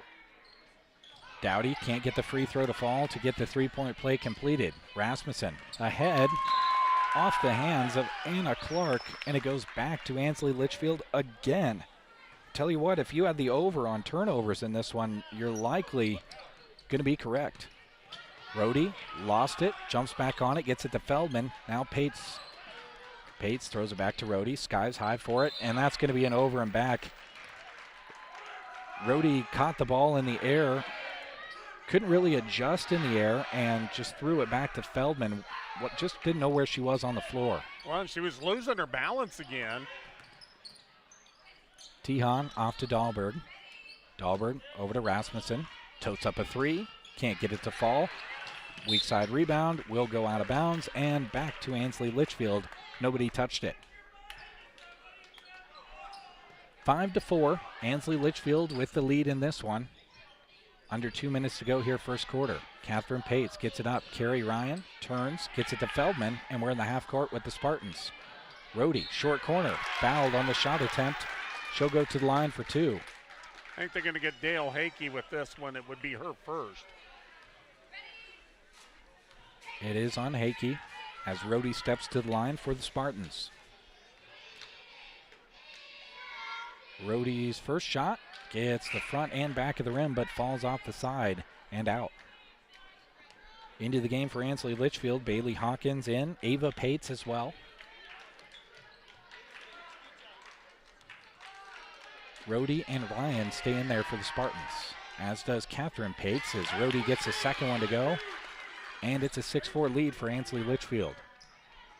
Sandhills Thedford back the other way. Dahlberg couldn't handle it, but on the weak side, it was touched by Bailey Hawkins, so we'll stay with the Knights on the near side. Leach to key it in for the Knights. Slaps the ball a couple of times. Gets her teammates moving. Rasmussen receives it. The lefty gets it up. And they move it around to Dahlberg. High-low look to Dale Hakey. That was a beautiful look. Laney turned around. Dale was available. And the connection results in a tie game at 6-6. She has 4 of the 6 points for the Lady Knights. Catherine Pates into the front court. Ava Pates runs behind her. Now Catherine goes to the far side. Spins at the free throw line. Lost it, recovers. Ava Pates, now Rhodey. Throws up a three, can't get it to fall. Carrie Ryan had the rebound, but tried to dribble out of it and lost it back to the Knights, who turn it immediately back over. Catherine Pates into the front court. Tenley Rasmussen swiped it away, but they're going to get a foul on Tenley. Just a little bit too much body on that recovery defensively. And that's huge because I believe that is her third foul. And it is. Well, if you're not familiar with Tenley Rasmussen's game defensively, it is literally all gas, no brake. That girl is just a motor, and she's going to have to come out of the game. Ansel Litchfield back in the half court. Catherine Pates with it, dribbles, cut off, gets it out. Feldman, three up, three down, 3 big points for Ansel Litchfield. Back come the Knights. 30 seconds left here, first quarter. With it is Anna Clark. Skip pass over to Leach. Leach bumped, lost it. Dowdy comes away with it. Turnover back to the Spartans. 20 seconds to work with, first quarter. They lead it 9-6. Pates picked up by Clark. Gets it off to Rhodey. Rhodey, a couple of dribbles to the left. Now in the corner. With it there, Feldman drives all the way across. Gets it to Dowdy in the corner. And Dowdy started running before dribbling it. Just got a little ahead of herself and turns it over. 19th turnover of the ball game. 10 for Ansley Litchfield, 9 for Sandhills Thedford. Knights basketball, 7 seconds for them to work with. Dahlberg in the front court. Laney, a couple of dribbles, and she's fouled. I think they're going to get Feldman. Well, they're going to get Rhodey on this one. Yeah, Rhodey was the one that was in the area. That'll be her first. So we're in the front court now, 3.9 seconds for Sandhills Thedford. Feldman gets her hand on it, gets it back out to Carly Hakey. Her three falls short on the side as we head to the second quarter. It's Ansley Litchfield, 9. Sandhills Thedford, 6. Back after this with the second quarter on 95.3. Septic emergencies are right up there on the list of worst emergencies to have. Absolutely. The next time you're facing one, give Squires Septic Service a call. 870-0717. He's ready to take your call 24 hours a day. Absolutely. His sewer camera can find problems fast to save you money. Plus, he can clear drains with Roto-Rooter or Jetter. Oh, and Gary has Porta units, too. Squires Septic Service of Merna. 870-0717. Don't wait to call until it's too late. Absolutely not. Agland ATV would like to acknowledge all the local athletes and coaches from our area. We are proud of the athletes for the sportsmanship, hard work, and dedication that they put into each season. Agland ATV knows all about working hard and playing hard, just like a Polaris. Best of luck to all the local teams from Agland ATV, West Highway 2, Broken Bow. ATVs can be hazardous to operate. Polaris adult models are for riders age 16 and older. Always wear a helmet and be sure to take a training course. Polaris machines are not intended for on-road use.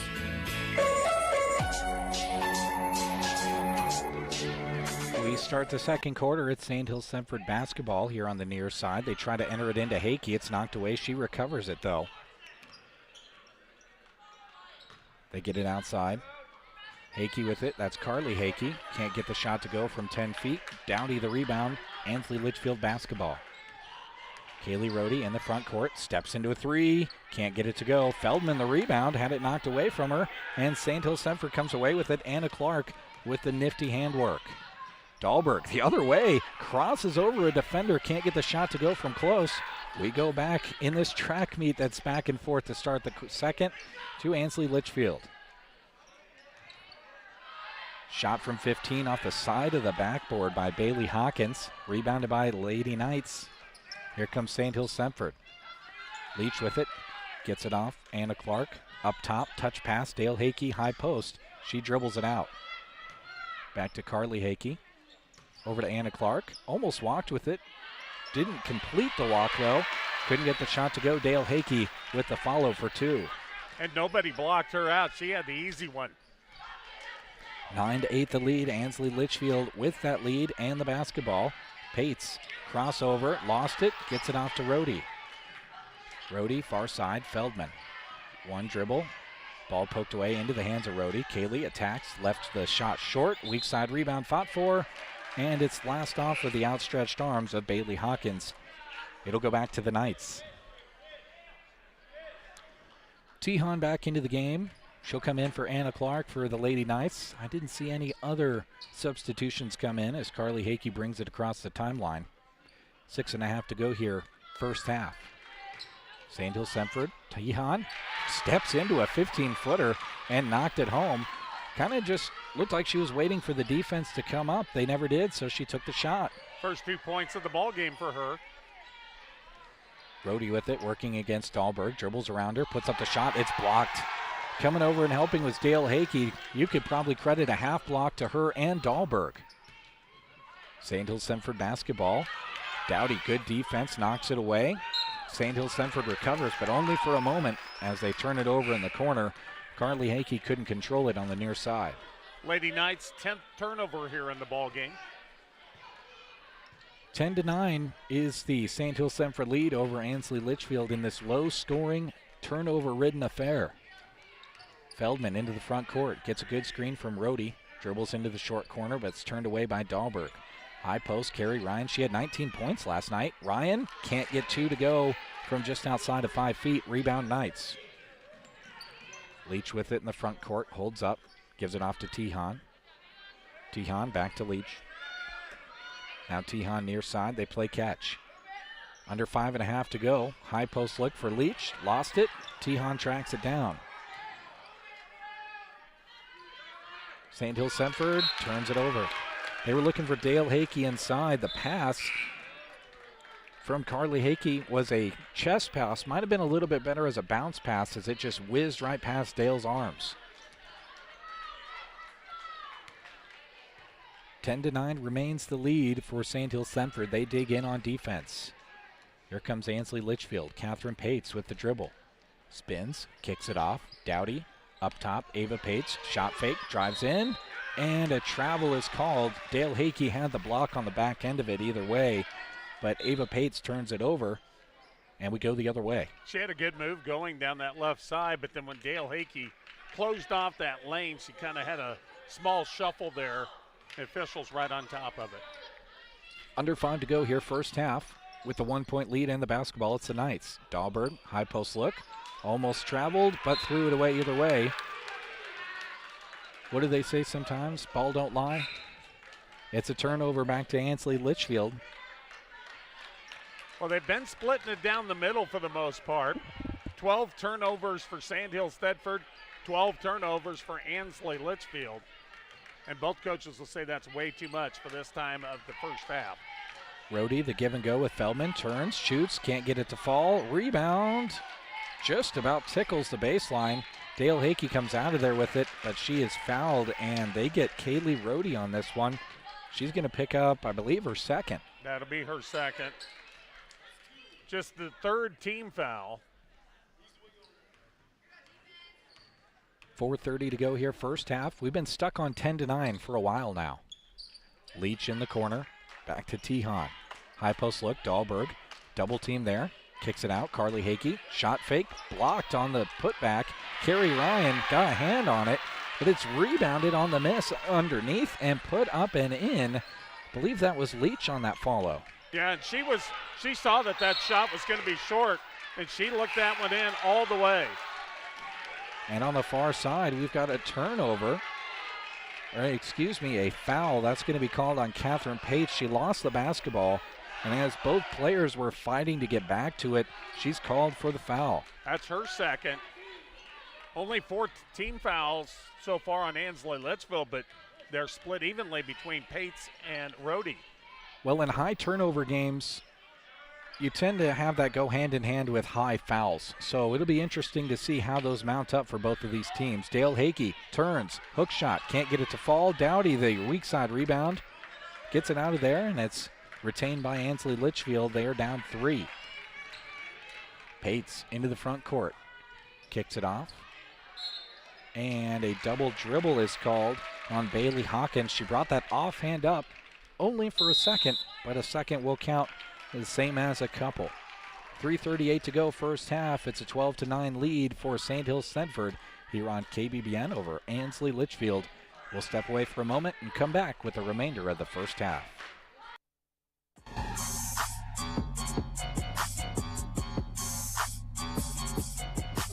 The chilly season is here. No need to be wearing a stocking hat inside. Talk to them at Mead Lumber in Broken Bow and get your home's insulation upgraded. Not only will you keep the cold outside in the winter, you'll also have a more efficient, clean, and healthy home.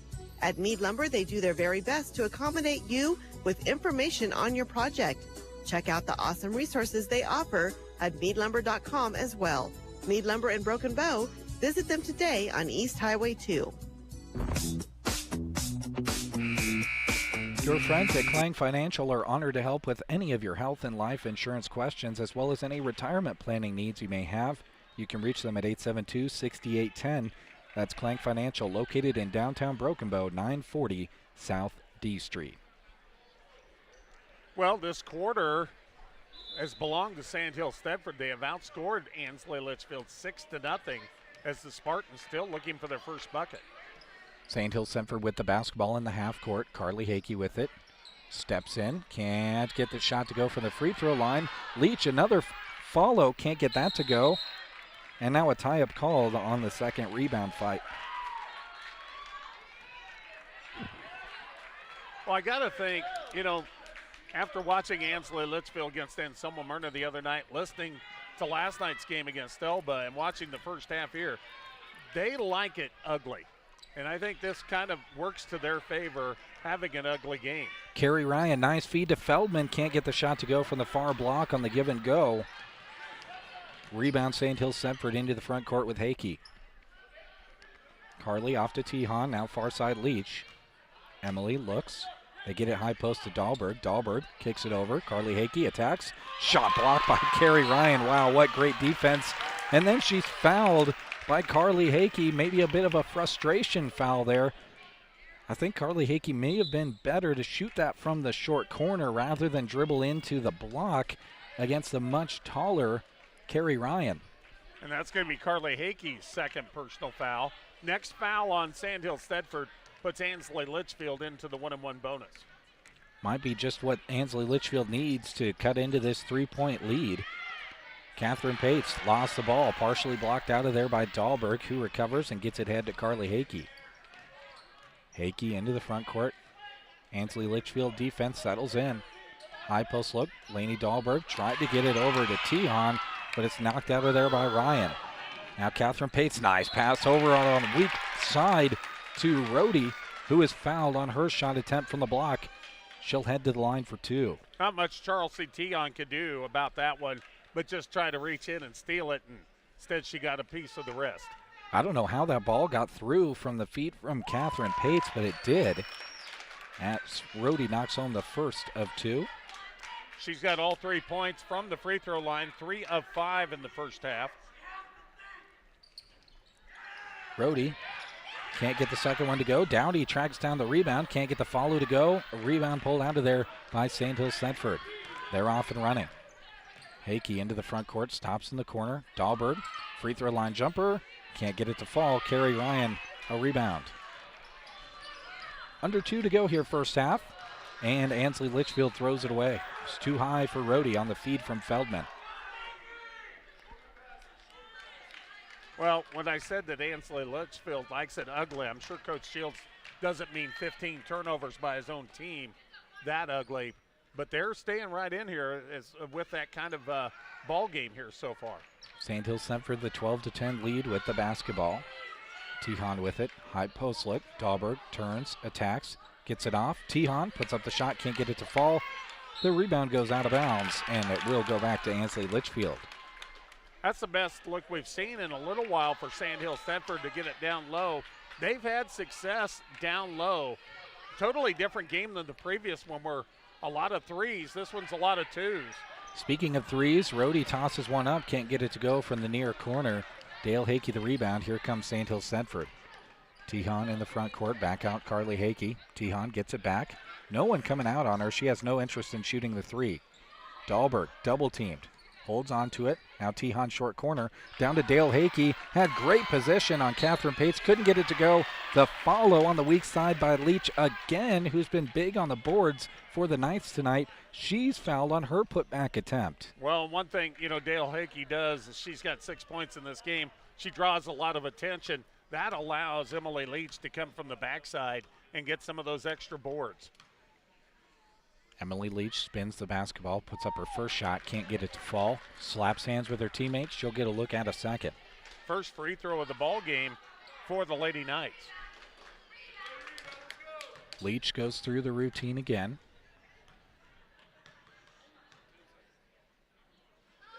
Puts it up and knocks it home. It's a 3-point lead. Sandhills-Thedford 13-10. And a substitution is coming in. In for Sandhills-Thedford comes Anna Clark. 1:02 to work with for both of these teams in the first half. Catherine Pates walks it up. Pates gets a screen from Rhodey. Dribbles to the near side. Turns. Totes up a three from the top of the key and is fouled. Tihan slaps her hands together. She knows she got caught on the closeout. It's going to be 3 free throws for Catherine Pates, and they are down 3, 13-10. And that's one as a coach. You know, Coach Anderson not very happy with the fact that you're going to give up 3 free throws. It would have been one heck of a shot if it was able to go down as well. There were defenders all over the area. Pates just kind of came off the rub screen and threw it up. And she's knocked down her first 2 of 3 free throws now. Catherine had 7 points last night. That's her first 2 points of the ball game. Couple of dribbles here. The third free throw follows the first 2, and just like that, we're tied at 13. 45 seconds remaining here in the first half. Tihan tries to lob it into Dahlberg, has it slapped back by Dowdy. Anna Clark with it, far side. Couple of dribbles over to Tihan. Charlesy, couple of dribbles near side. 30 seconds now, first half. Leach with it, back over. Tihan throws up a 3 and hits it. I don't know why she wasn't looking at it earlier, because that was a pretty darn good looking shot. It's 16-13 Sandhills-Thedford. Right, she had good form on that, looked good all the way. Catherine Pates drives in, shoots. Dale Hakey blocked it and comes away with it. 9 seconds. Sandhills-Thedford in the front court with Leach. Dahlberg was wide open in the lane. They didn't see her. Anna Clark drives in, has it slapped back to Dale Hakey. Shot at the buzzer, falls off the front of the rim, and will head to halftime with Sandhills-Thedford leading it 16-13. What a flurry to end the first half. A low-scoring affair, a high turnover affair. Larry will add up the numbers, and we'll come back and give them to you after this on KBBN. Physical Therapy is happy to help bring you this broadcast. Did you know that we can treat you right in your home if you are not able to come into our clinic? We provide balance assessments and treatments, education on improving home safety, caregiver education, and evidence-based one-on-one care. These services are available out of all 5 of our locations in Broken Bow, Callaway, Kearney, Burwell, and Gothenburg. Call us to learn more at 872-5111. For Team Physical Therapy, that's 872-5111. Sports gear and a clearance. A match made in heaven. That is what is going on right now at Geared for Sports in Broken Bow. Save 30% off winter apparel like hoodies, sweatpants, stocking hats, gloves, and more. If it's winter apparel, it's simple. It's on sale. Buy them and wear them right away. The savings and the clothing will make you feel warm inside. At Geared for Sports during their winter clearance on the west side of the square in Broken Bow. Anytime is a good time to buy plants because of indoor plants. The Garden Center has some rare and exciting indoor plants you need to lay eyes on. They're priced right and they're rare. Some might even call them unusual. They will satisfy your need for something new and different. They have the potting soil, creative and stylish pots, and plant displays you need too. Closed Sunday and Monday, open Tuesday to Friday 10 to 5:30 and Saturday 10 to 2. Open year-round for you. The Garden Center in Broken Bow. Let the games begin. Bernie Bank enables you to manage your finances from the bleachers, sidelines, or wherever you are with 24/7 access to your accounts. Check your balances with mobile banking, reimburse friends and family for concession stand goods with Zelle, and even set up automatic payments or reminders to never miss a payment again with Bill Pay. The ball is in your court. Bernie Bank is a proud sponsor of area athletics and wishes all student athletes a safe and successful season. Bernie Bank, member FDIC.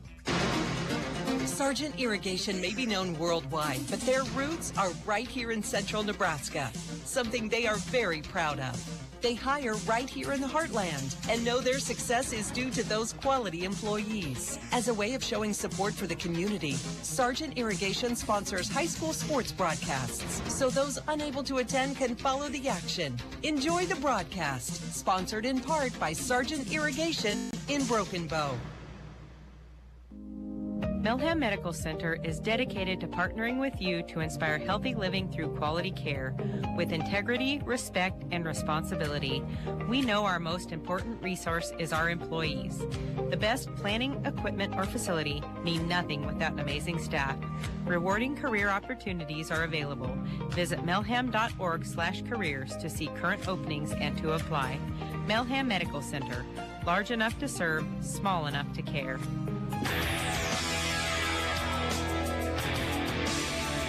Halftime here in the number 1 and number 4 seed matchup in the girls D2-7 sub-district. It's a lead for Sandhills Thedford 16-13 over Ansl Litchfield. With a look at how we got to those numbers, here's Larry. All right, let's take a look first of all for the leaders here at halftime. The top-seeded Sandhills Thedford Lady Knights. Dale Hakey, 6 points, all down low. 5 points from Charles C. Tion, and those have come from distance. 3 on the evening for Emily Leach and 2 for Tinley Rasmussen. Tinley, you might have noticed in that second quarter, if you joined us late, you didn't hear her name. She picked up 3 fouls pretty early in this game. Late in the first quarter, she picked up her third, did not play the entire second quarter. And despite that, the Lady Knights outscored the Lady Spartans by a 10-4 mark in that second quarter.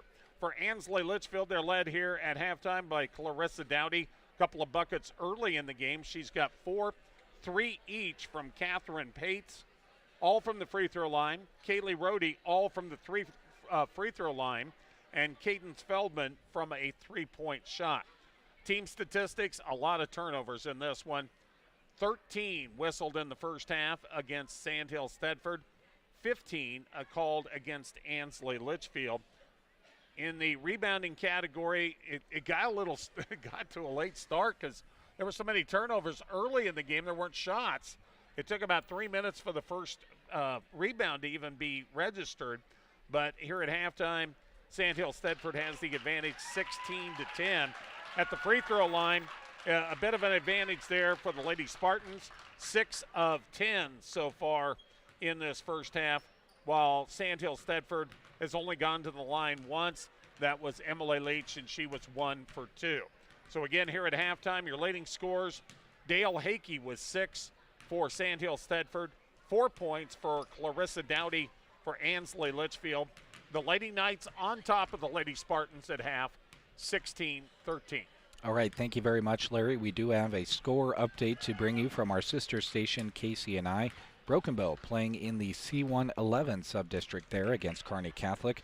Broken Bow trailed at the half, 25-24. They are now up 35-34 after 3. So if you want to do a little channel surfing and go back and forth between 95.3 and 96.3, wouldn't fault you there. Or you can put one on the radio and one on video stream and check them out that way. Yeah, if you're in like my car, FM1, FM2. There you go. Or you can probably just seek back and forth behind them. They're close enough on the dial. Yep. We've got a second half ahead of us. It's a little bit less than 4 minutes away. We'll take a short break. When we come back, we'll chat about what we expect to see in the second half for a moment before we bring it to you on KBBN and Sandhills Express Video. The student athletes you're cheering on during this broadcast practice and study in order to get their competition and schoolwork done right. At Trotter Service, they do the same, except with your vehicle repairs. Whether you need a new battery, brake work and alignment, tires, wheels, or an overhaul, trust their auto repair specialists to tackle the job. Don't forget bulk oil and fuel delivery and on-the-farm tire truck service too. Proud to help bring you this broadcast, Trotter Service in Broken Bow. A to Z Lawn Pro is moving, but don't worry. They'll continue to offer their great services such as fertilizer, weed, and bare ground programs. Plus, they'll help you with grass seedings during the spring and fall seasons. Their new shop will be at their house. The address is 2056 North 9th Avenue. A handy payment drop box will be out front. Their phone number's changing too. It's now 308-870-1762. A couple of changes, but the same great service from A to Z Lawn Pro. Mike Bailey with Bailey Crop Service in Ansl is proud to support the Ansl Litchfield Spartans student athletes in all that they do. Bailey Crop Service is your Pioneer seed dealer just off Highway 2 in Ansl. Pioneer continues to stand at the forefront of leading genetics in crop production. Stop in or call Mike to learn how Pioneer can benefit your fields. 935-1783. That's Bailey Crop Service in Ansl, proud sponsors of this sports broadcast. Insurance of the Heartland in Ansl is a proud radio sponsor of area high school sports. The skills that students learn in athletics go beyond the playing field. These student athletes learn teamwork, work ethic, and competitiveness, just to name a few. The sports that they participate in also are a way to bring communities together. The team at Insurance of the Heartland in Ansl is happy to help bring you this broadcast to cheer on your team. Connie Johnson at Main Street Styles in Ansl would like to congratulate the Ansl Litchfield Spartans on their success on and off the court. Encouraging one another to become leaders and building teamwork in our schools are important qualities in our life and our community. Connie provides a large selection of family hair care services, facial waxing, nail services, ear piercing, and also has a suntan bed available. Connie would like to help you with your hair care needs. Give her a call at Main Street Styles in Ansl, 935-1489.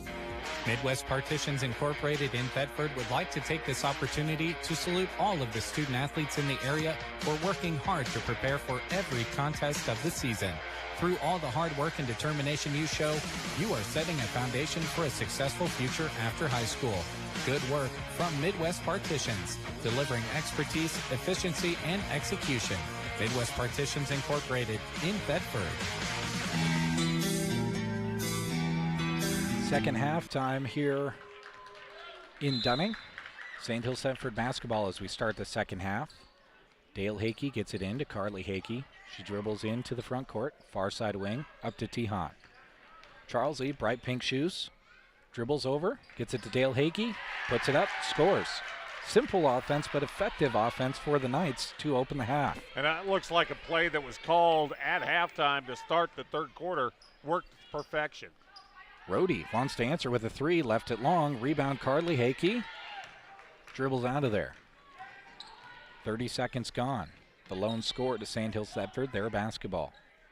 Tihan with it, skips it over. Carly Hakey quickly down to Dale Hakey, knocked out of there. Good defense by Kaylee Rhodey from behind. Catherine Pates into the front court, dribbles near side, corner to Dowdy. Clarissa dribbles, cuts across the lane, gives it out to Rhodey. She attacks. Cut off by Dahlberg, puts up the shot, can't get it to go. Ryan, the rebound, left her follow short. Rebound to Hakey in the front court, 1 minute gone here. 2 points scored, both by Sandhills Thedford. Tihan, far side, Dahlberg looking for the high-low to Dale Hakey. Dahlberg tracked down the ball, poked out of there by Ansl Litchfield. Shot was up by Carly Hakey, couldn't get it to go, but guess who? The weak side follow by Leach. She scores two more. And she has really done a good job of being very great vision to see where she needs to be to get those rebounds. Ansl Litchfield trying to enter it in to Carrie Ryan. It's knocked back and into the hands of the Knights, who are on a 4-0 scoring run to open this second half. Carly Hakey to Tihan. Tihan to Leach. Leach, pass fake, and they work it around far side. Tihan with it up top to Dahlberg, high post. Laney swims through, gets it to Leach. Quick ball movement here by Sandhills Thedford. I'm guessing that was a point of emphasis at halftime. They turn it over, trying to get it into Dale Hakey, though. Kaylee Rhodey into the front court, near side Dowdy. Clarissa, couple of dribbles, kicks it out. Rhodey to Dowdy, now up top to Catherine Pates. Pates, couple of dribbles, skips it over. Kaylee Rhodey steps into a three, off the back of the rim. Rebound weak side by Leach, and she is fouled by Feldman. First foul of the second half on either team, and that's going to be Cadence Feldman's first foul of the ball game. Well, what I can say about the start of this second half is it's been much cleaner basketball by both sides than the start of the basketball game. Carly Hakey, one dribble, free throw line, turned it over. Kaylee Rhodey comes away with it. Ansl Litchfield getting the turnovers. Now they just need scores. Rhodey loses her dribble, gives it off. Catherine Pates. She dribbles into the short corner, spins, but the shot blocked by Dahlberg down low. Hakey tracks it down. That was pretty good job defensively that time for Sandhills Thedford to come away with the ball. Now Leach wanted to attack, but also wanted to pass, and that results in a turnover on the walk. Interesting for Sandhills Thedford, they did not start the third quarter with Tinsley Rasmussen. She, with those 3 fouls, still sitting. I think Coach Anderson might have noticed that they outscored Ansley Litchfield in that second quarter with her out, and maybe decided why mess with the rhythm right now.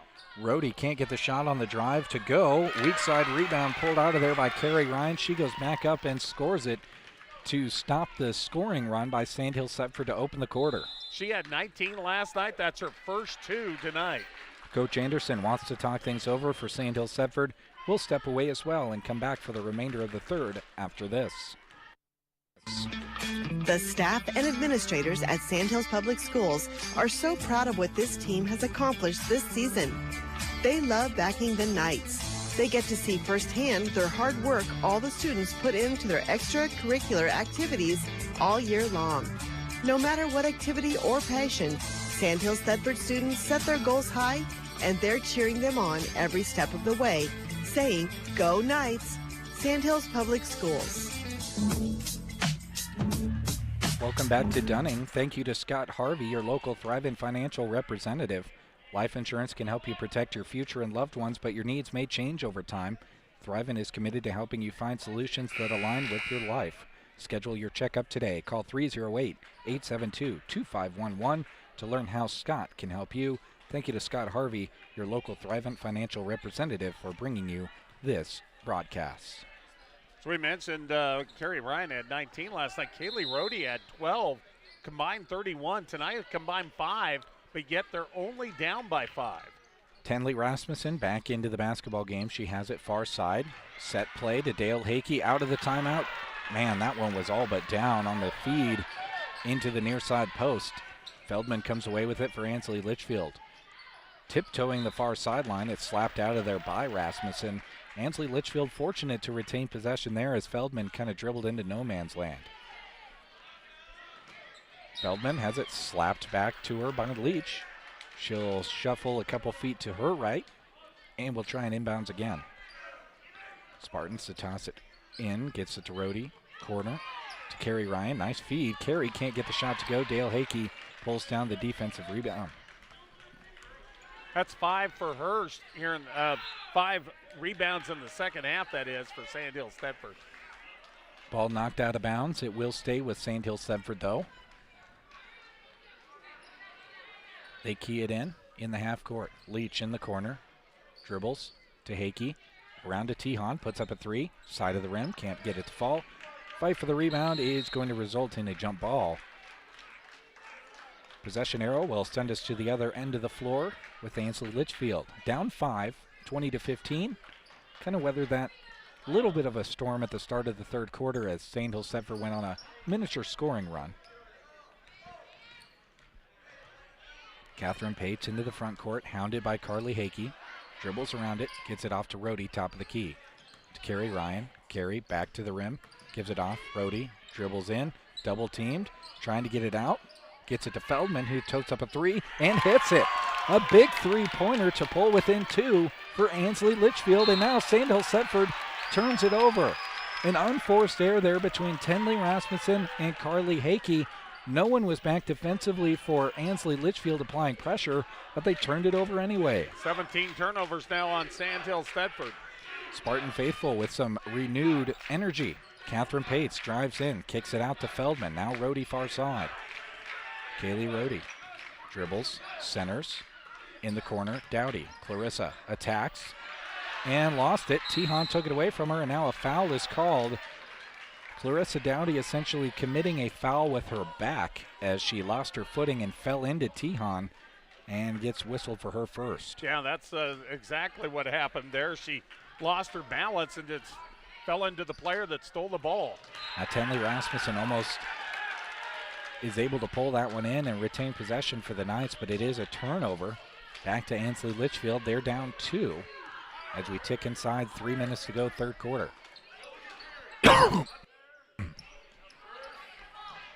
Ball's knocked away from Feldman. Recovers, gets it to Dowdy, who wasn't quite ready for it. Grabs it, gets it off to Rohde. Rohde with it far side. Back to Dowdy. Corrals it, now attacks. Kicks it out. Rohde puts up a three. Can't get it to fall. That would have given the lead back to Ansl Litchfield. Carly Hakey in the front court. Tenley Rasmussen lost her footing and traveled with it. Just couldn't get the ball down on the ground fast enough. 19 turnovers now on Sandhills. Thedford, 18 have been committed by Ansl Litchfield. Neither team in a very good rhythm right now.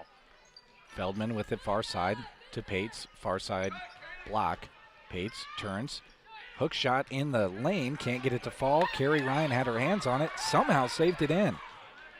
Feldman with it in the corner. Off to Rohde. Dribbles. Cuts across the lane. Gets it to Dowdy.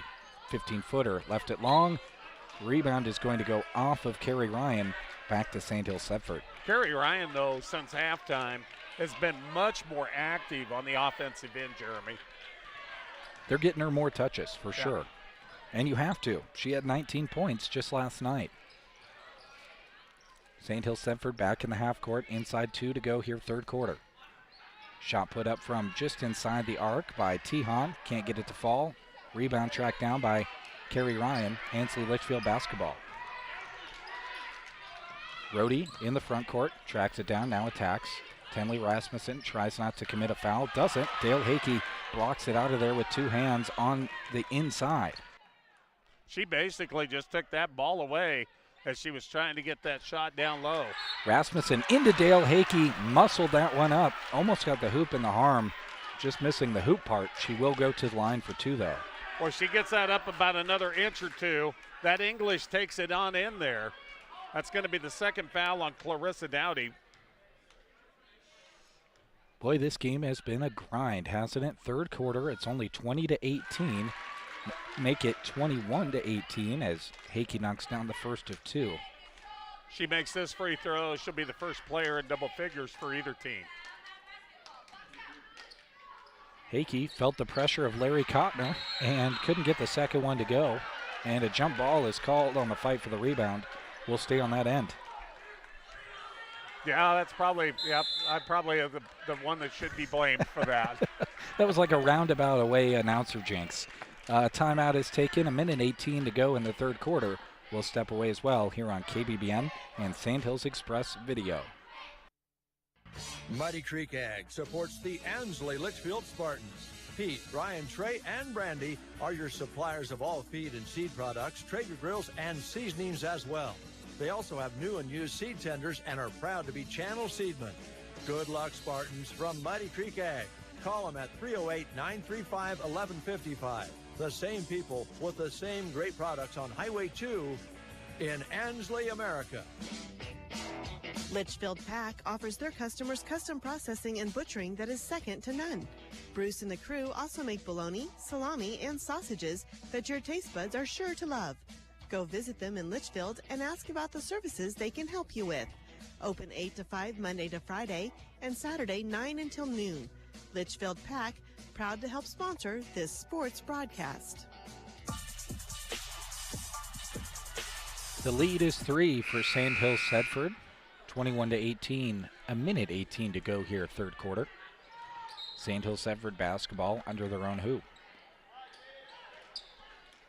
Leach gets it in. Tihan gets it off near side to Carly Hakey and now gets it back. Tenley Rasmussen, high post look, shot from 10, falls. She's got 4 points in the game, and that's a big hoop right there. 23-18 now is the lead. Sandhills Thedford digs in on defense with that lead. Carrie Ryan, short corner, back out to Rohde. Kaylee surveys, now gets it up to Feldman. Feldman dribbles, gets it down inside to Ryan, but it's knocked out of there. Dale Hakey rips it out of everybody's hands and gets another possession for the Knights. 40 seconds to go here, third quarter.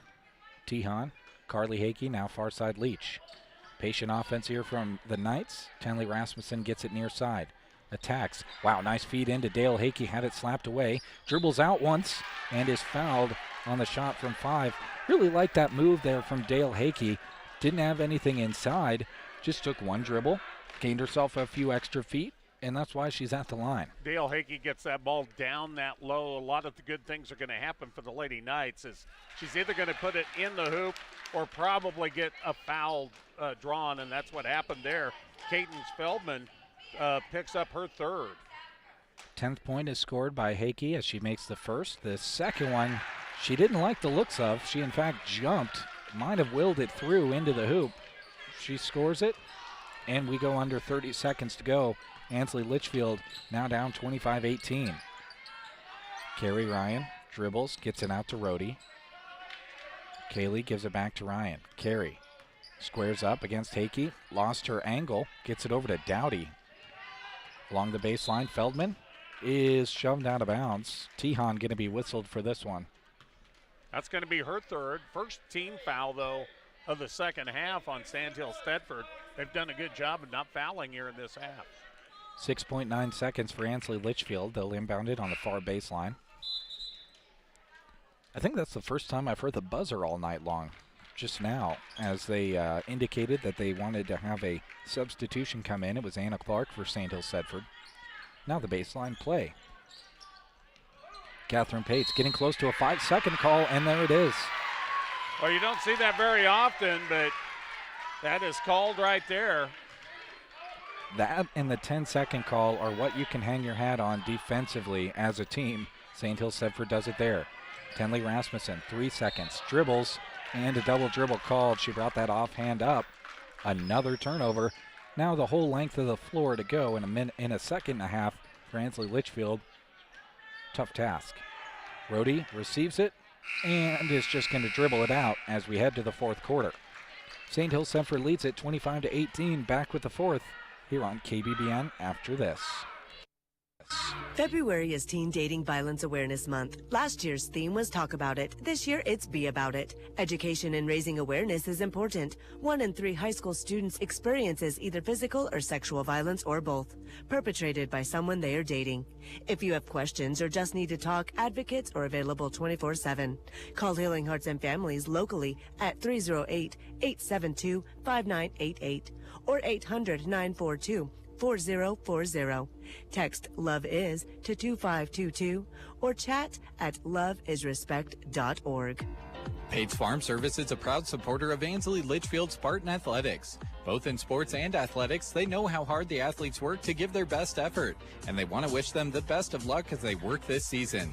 Pates Farm Service in Litchfield is your locally owned and operated parts and service provider for all the ag diesel equipment you need. Call Scott today to schedule your tune-up or repair. Proud to sponsor this broadcast, Pates Farm Service. Earlier on this evening, Pleasanton got the 63-56 win over Anselmo-Merna. They await the winner of this game. Ansl Litchfield with the basketball as we start the fourth. Rhodey to Pates in the corner. Tehan on her. They lob it into Ryan. Ryan, nice move, puts it up, scores against Dale Hickey. The set play out of the break gets them 2. Good spin move, too, by Ryan. With the ball up top, Carly Hickey. Over to Leach. Leach walked with it. The defense of Feldman was tight, and it caused her to walk with it as she couldn't put the ball on the floor. Both teams with 21 turnovers in the game. 30 seconds gone here, fourth quarter. It's a 5-point lead. Sandhills Thedford felt like a lot of that third quarter was controlled by them. Regardless, it's only a 5-point lead. Dowdy with it up top. Clarissa, a couple of dribbles. Squares up, gets it off to Rhodey in the corner. Rhodey glances at the rim, now gets it off to Feldman, now Dowdy. Clarissa attacks, lost it, fouled. Leach going to get whistled for this one. Good aggression there by Clarissa Dowdy. And on Emily Leach, that's going to be just her first foul of the ball game. That'll be the second team foul on Sandhills Thedford as Ansl Litchfield will trigger it in. Rhodey gets it on the inbounds, got a good look from 15, couldn't get it to fall. Dale Hickey the rebound. Here comes Sandhills Thedford, a minute gone in the fourth. They work it quickly down to Dale Hickey. Turns, shoots with her back to the rim, almost got it to go. Carrie Ryan pulls down the miss. Tough off-balance shot, just couldn't get the nice rim roll for her. Dowdy drives into the lane for the Spartans. Off to Feldman. Feldman on a different page than Carrie Ryan. Turnover back to the Knights. Carly Hakey into the front court. 6.5 to go for fourth quarter. Leach skips it over. Tehan now in the corner. Rasmussen. Sandhills Thedford works it around the outside, enjoying that 5-point lead for the moment. Tehan with it. Charlesy gets it down. Dale Hakey doesn't like what she sees. Triple team for a moment. They work it around to Rasmussen. Thought about the three. Now attacks. Drives. Shoots from 10. All net. Good job of going around a couple of defenders to get the shot she wanted. Rohde near side to Dowdy. Dowdy a couple of dribbles back out to Rohde near side. 6 minutes to go here, fourth quarter.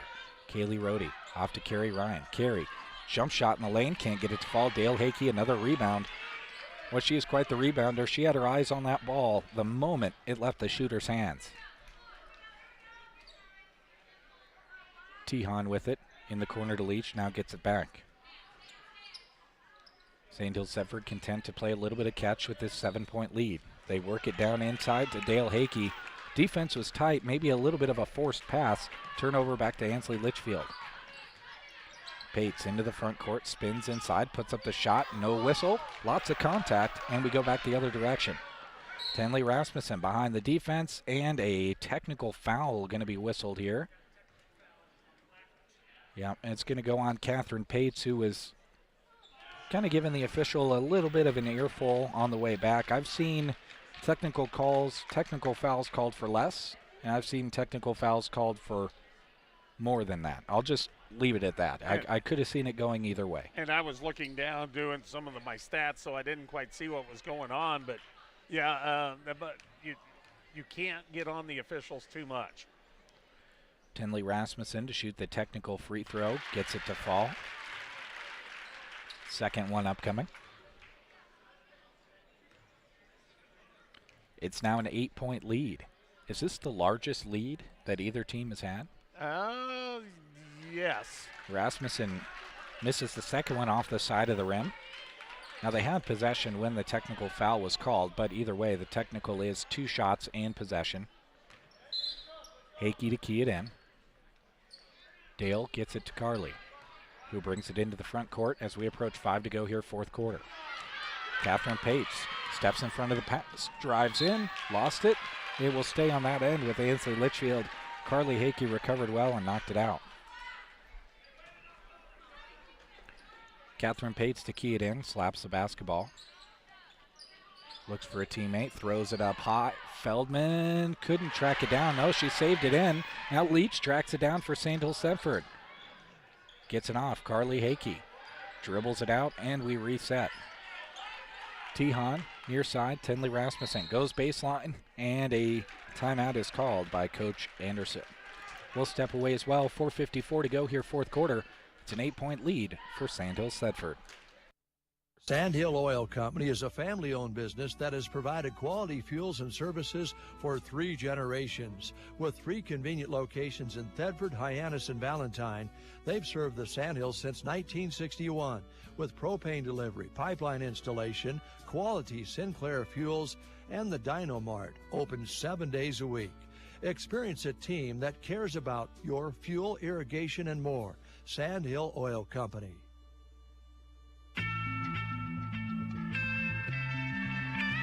A low-scoring affair continues here in the fourth quarter. Neither team has eclipsed 30 points. Sandhills Thedford would like to do so on this possession. We're on the far side of the court. Tehan to key it in. Gets it up top to Dahlberg into the game. Thinking about it for a moment was Carly Hakey from 3. Instead gets it to Rasmussen. They play catch around the outside. High post look. Dahlberg faked it. Now passes it over. Carly Hakey, short corner, drives in, puts up the shot, can't get it to go. Rebound, Dale Hakey. Her follow doesn't fall. And Carrie Ryan pulls it out of there. Spartans into the front court. Dowdy hands it off. Catherine Pates attacks. Kicks it out. Feldman, 3 up. Can't get it to fall. Carrie Ryan had the weak side rebound go through her hands. Here comes Sandhills Thedford. 3-on-2. Lainey Dahlberg. Man, lots of contact down there. No whistle comes. Ansl Litchfield grounds the ball and comes back the other way. Rohde with it in the front court. Half of the fourth quarter is gone. Rohde cut off. Good defense by Tenley Rasmussen. Still playing with lots of fouls. Clarissa Dowdy with the ball. drives in, shoots it up, can't get it to go. A foul is going to be called, I believe, on Dale Hakey. And Dale's kind of getting the worst end of that. Well, wait a minute. I think they're going to call a reach-in on Laney Dahlberg. Yep, they're going to get Dahlberg on this one. Either way, Clarissa Dowdy goes to the line to cut into this 8-point lead. And Clarissa leaves it short off the front of the rim. And Dale Hakey kind of ended up in the bad end of all that because she, after Clarissa Dowdy got fouled, Dowdy ran into her and she kind of got kicked in the stomach on that one. Dowdy can't get the second one to go either. It remains an 8-point lead for Sandhills Thedford. They pull down the miss. 3:50 to go here, fourth quarter. 28-20 is the lead, Sandhills Thedford. Carly Hakey in the corner to Tihan. Charlesy looks, skips it up to Hakey, top of the key, over to Tenley Rasmussen. Looks inside. Ben Scoter is in. She's playing on the post. Dahlberg out to Tihan. Toes up a three and hits it. A big three-pointer. She's hit some big outside shots for Sandhills Thedford tonight. 31-20, it's an 11-point lead. Ansley Litchfield needs a score. Carrie Ryan provides it. She gets the hoop and the harm. Good movement down on the far side, blocked by Carrie. Well, just when you thought Ansley Litchfield might be falling out of this one, they get the big bucket and the foul. I don't know who they gave that to. I thought they gave that to Dale Hakey. I didn't see it flash up on the screen, but Carrie Ryan does complete the three-point play. It's back inside a 10-point game. Carly Hakey cut off. Good defense by Dowdy. Now she steps out on Tenley Rasmussen. They do give that foul to Ben Scoter. That was her first. They finally put it up on the board. Has she been in the game, though? Yeah, she's in there right now. Yep, she is. Okay. Clarissa Downey commits the foul. Back in the half court again comes the Knights. 3 on Dowdy now. Carly Hakey back up top. Tenley Rasmussen inside 3 to go here, fourth quarter. Tihan with it. Couple of dribbles. Loses it. Dowdy applies pressure. She gets it away. Tenley Rasmussen to Dahlberg with a defender on her back. Can't get the shot to go. Offensive rebound, Ben Scoter. She turns. Nice pass down to Dahlberg, who puts it up and in. The Ben Scoter to Dahlberg connection, and they're slapping hands and smiling all the way back after that one. What a pass. And that was so unselfish. That's the first 2 for Laney Dahlberg down low. Rhodey on the feed from Catherine Pates to answer in the lane, and now we're trading buckets. It's a 33-25 lead. Sandhills Thedford with that lead and the basketball. Tihan with it, gets it back. Carly Hakey dribbles into the short corner. Shot partially blocked by Rhodey. Pulled out of there by Sandhills Thedford, though. Tenley Rasmussen tracks it down, and we reset. Carly Hakey, feed. Ben Scoter fouled. Feldman wasn't going to let her up with it, and after that foul was committed, just for good measure, I think Carrie Ryan probably committed a foul as well. They weren't going to let that ball go up. That's 4 on Feldman. You know, you mentioned that they were trading buckets, and, you know, Sandhills Thedford will be happy to trade buckets with Ansley Litchfield. For the Lady Spartans, they've got to get some stops to get back into this one. That's the 4th foul on Feldman. As Ben Scoter missed the first, she'll get a look at the second. And Winter Ben Scoter knocks home the second, and Dale Hakey will come in for her. Good minutes there by Ben Scoter. Yeah, she come up with a couple big plays late in this game, a big rebound and an assist, and then got fouled, and she went 1 of 2 at the line. Under 2 minutes to go. Ansley Litchfield trails by 9. They have the basketball. Shot put up by Dowdy. Missed everything. Might have been partially blocked. Rebound to Dahlberg. Dahlberg either got a piece of it or she affected that shot. Carly Hakey to Dahlberg. High-low look. Dale Hakey steps back and scores it. Boy, Laney Dahlberg is putting on a clinic when it comes to assists as of late, and a timeout is called. It's an 11-point lead again. Sandhills Thedford 36, Ansley Litchfield 25. We'll step away and come back after this. The Den Bar and Grill in Hazard is open at 11 Monday through Saturday with awesome daily specials. Thursday night, head in for homemade pizza night. On Friday, the noon special is hot beef, and that night it's specialty burger night. Saturday, chicken fried steak is served up for lunch, and Saturday night, it's steak. Sunday, join them for breakfast opening at 9. Follow them on Facebook for updates. The Den Bar and Grill in Hazard, sponsors of this broadcast. Since our bank was founded in 1905, we have been the community bank that's part of your community. Whether it's Friday night at the football game or volunteering at the local celebration, at Town & Country Bank, building relationships is what matters. That's why we gladly support the towns in which we live and work. This is Heather at Town & Country Bank, and I invite you to stop in today and let us show you how banking should be. Town & Country Bank, relationships you can bank on. Relationships matter. Town & Country Bank. Member FDIC. Happy to pass along to you folks that on our sister station KCNI, Broken Bow advances in their girls sub-district bracket, getting the 2-point victory, 46-44 over Kearney Catholic. Three-pointer put up by Feldman, couldn't get it to fall. Rhodey the rebound, Dale Hakey ties it up though. Possession arrow will give it to Sandhills Thedford. So we will have Broken Bow on the air on Thursday. That will be on KCNI. Sandhills Thedford turns it over. Dahlberg Drugger pivot foot, and it goes back to Ansley Litchfield, which they're happy to take the ball back. Not much time came off the clock. And, you know, sometimes that's a better turnover than what you might cause by throwing that pass. Feldman to the corner. Dowdy drives in. Good defense there from Dahlberg. Ansley Litchfield has to kick it back out. They need scores, and they need them fast. Rhodey puts up the shot, couldn't get it to go. Grabs the ball, and are they going to, oh, they're going to say it's on the baseline. The foul committed on the fight for a rebound. Rhodey thought that she was being credited with a shot attempt, and she didn't really have possession. She had her arms moving that way, but this is good, a good piece of officiating here, and inbounds from the baseline is where we'll be. Yeah, that was on the rebound, and that, by the way, is the fourth foul on Tinley Rasmussen. Pate slaps the ball, surveys, and now lobs it in. Good defense on the inbounds again from Sandhills Thedford. They got a 5-second call earlier in this one, and now Tinley Rasmussen gets on the floor with Carrie Ryan and ties it up. That was a great hustle there by Rasmussen to dive for that one, and it stays with Ansley Litchfield, but you change the alternating possession arrow. Under a minute in this one. Catherine Pates into the front court. Spartans seeking a score. Pates had a ball swiped away. Tenley Rasmussen comes away with it.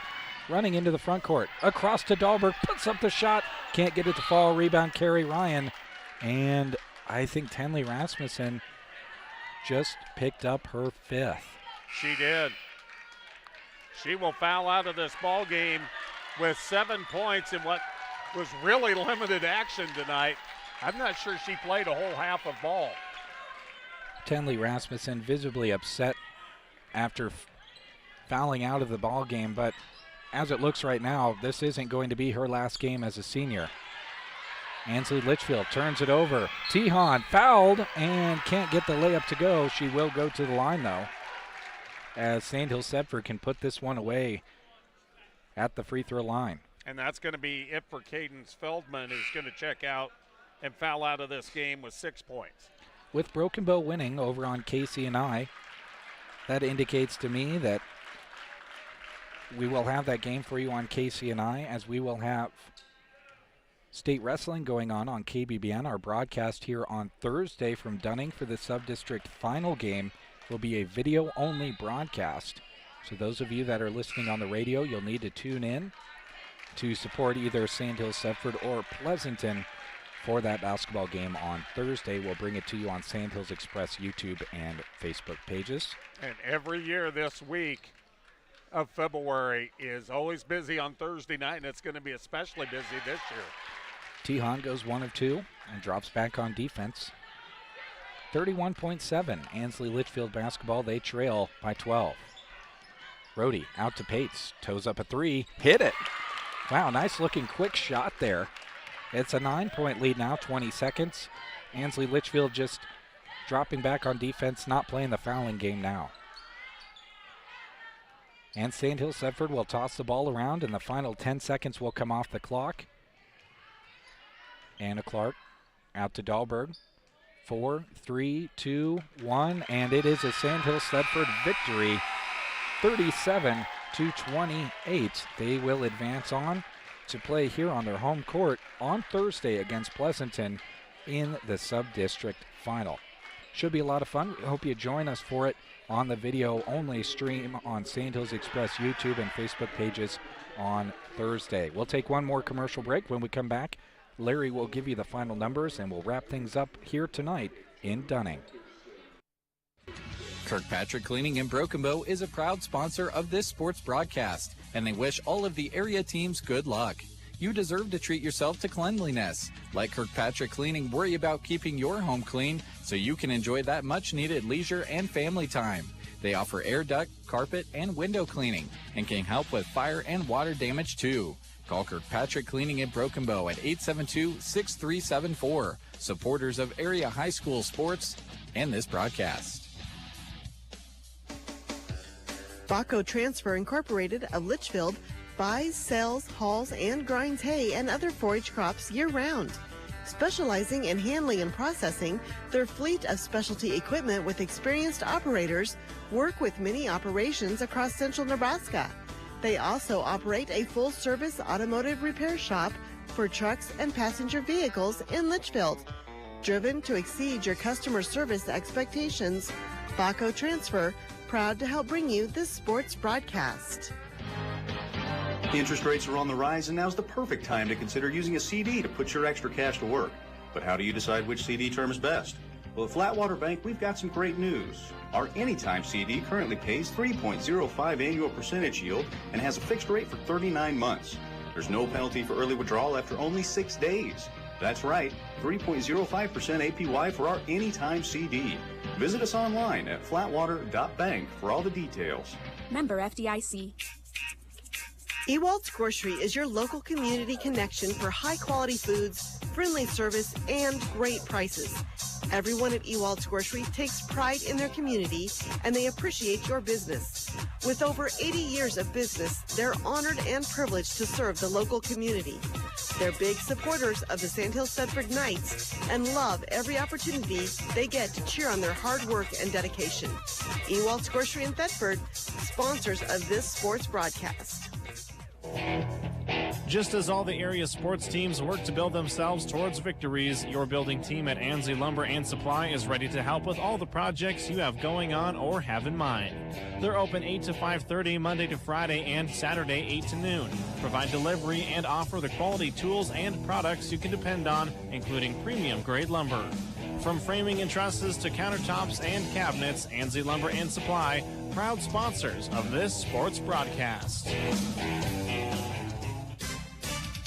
Consolidated Companies is a proud sponsor of our student athletes. Everyone wants to get to the events and cheer on their students, but sometimes you just can't.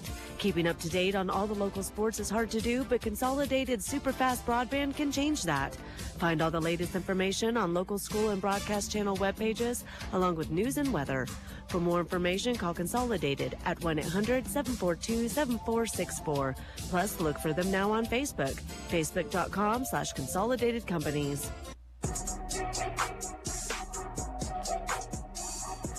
The 1 and 4 seed matchup between Sandhills Thedford and Ansl Litchfield has gone final. Sandhills Thedford getting the victory on their home floor here in Dunning, 37-28. With a look at the numbers, here's Larry. All right, Dale Hakey leading the way for the victorious Lady Knights of Sandhills Thedford. She was in double digits with 13 tonight. Charles C. Tion did a great job from the outside, ended up with 9 for the evening. Tinley Rasmussen in limited action because of foul trouble finished with 7. 5 for Emily Leach, 2 points for Lainey Dahlberg, and 1 for Winter Benscoter. For Ansl Litchfield, they were led in this ball game by Kerry Ryan with 7 points, all in the second half. 6 points for Catherine Pates, 6 for Cadence Feldman on a couple of three-pointers, 5 for Kaylee Rohde, and 4 points on the evening for Clarissa Dowdy. Those came very early in the game. Turnovers, 24 against the Lady Knights, 23 whistled against the Lady Spartans. When we take a look at the rebounding situation, the Knights did a really good job there. They dominated in that category 30-19. And at the free throw line, Sandhills Thedford was 7 of 12, while Ansl Litchfield was 7 of 13. So again, your leading scorers in the ball game for the victorious Lady Knights of Sandhills Thedford, 13 for Dale Hakey and 9 for Charles C. Tion. And leading the way for Ansl Litchfield, 7 from Kerry Ryan. 9-point victory, 37-28 for the top-seeded Lady Knights of Sandhills Thedford. All right, thank you very much, Larry. That sets us up for Thursday on video only, because we will have state wrestling going on for all of our area wrestlers on KBBN. So tune in on Thursday to the Sandhills Express YouTube and Facebook pages as Sandhills Thedford, the 1 seed, takes on Pleasanton, the 2 seed. Earlier on this evening, Pleasanton got the 63-56 victory over Anselmo-Merna, and again, the Sandhills Thedford victory was won 37-28 over Ansl Litchfield. On our sister station, KCNI, Thursday, it will be Broken Bow in the Subdistrict final in the C111. You can tune into either of those two games on video or on KCNI on Thursday. And can't leave the broadcast without thanking all of our wonderful sponsors who made it possible. They include Clank Financial, 4 County Heating and Air, Bailey Crop, Insurance of the Heartland, Thrivent Financial, Scott Harvey, Main Street Styles, Midwest Partitions, St. Hills Public Schools, Muddy Creek Ag, Litchfield Pack, Healing Hearts and Families, Pates Farm Service, Sandhill Oil, The Den Bar and Grill in Hazard, Town and Country Bank, Kirkpatrick Cleaning Solutions, Baco Transfer, Flatwater Bank, Ewalt's Grocery, Ansley Lumber and Supply, Consolidated, Nebraska State Bank, Ron's Body and Paint, Arrow Seed, Shelter Insurance Agent Brent Custer, Custer Federal State Bank, Grocery Cart, Squire Septic Service of Myrna, Agland ATV, Mead Lumber, Team Physical Therapy, Beard for Sports, The Garden Center, Bruning Bank, Sargent Irrigation, Melham Medical Center, Trotter Service, and A to Z Lawn Pro. Thank you as well to the video sponsors. You'll see them scroll on the screen before we close out our broadcast on the video side completely. For our videographer, Grant Winterer, for Larry Kottner, I'm Jeremy Scheib. Have a great rest of your night, everyone, and thanks for tuning in. Thank you for listening to our coverage of high school sports. The 3-2 pitch, swung on, and a little blooper to right field. That's a base hit. Bo's going to win. Coming in to score the winning run is Caden McKean, and Broken Bow wins the Mid-Nebraska League Championship game in walk-off fashion.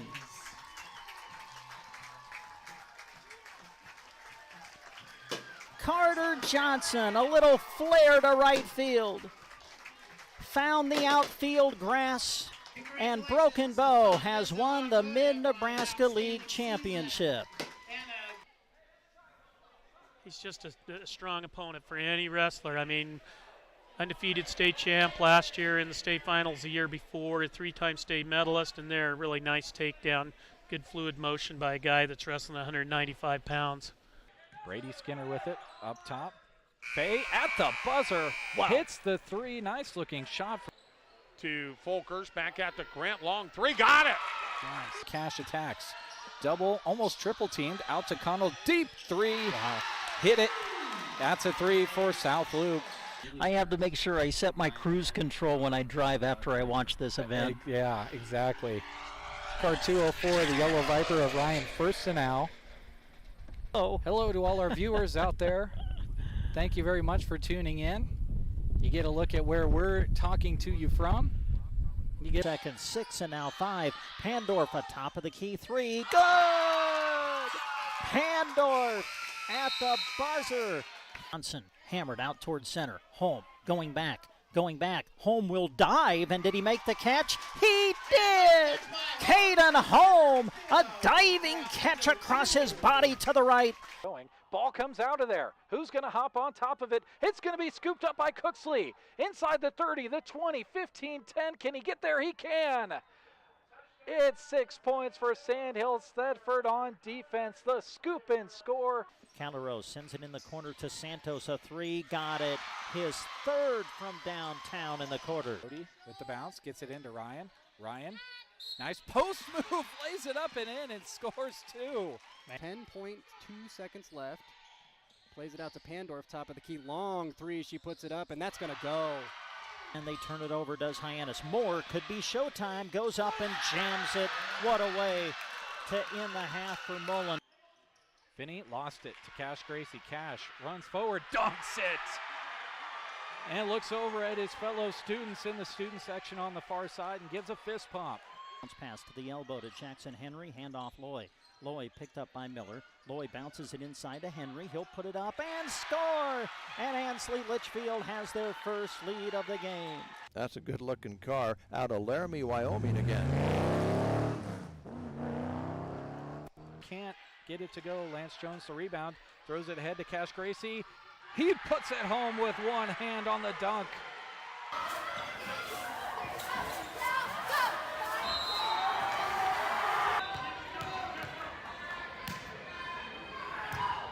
The 3-2 pitch, swung on, and a little blooper to right field. That's a base hit. Bo's going to win. Coming in to score the winning run is Caden McKean, and Broken Bow wins the Mid-Nebraska League Championship game in walk-off fashion.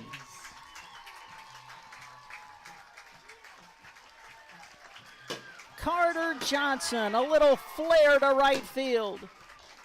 Found the outfield grass. And Broken Bow has won the Mid-Nebraska League Championship.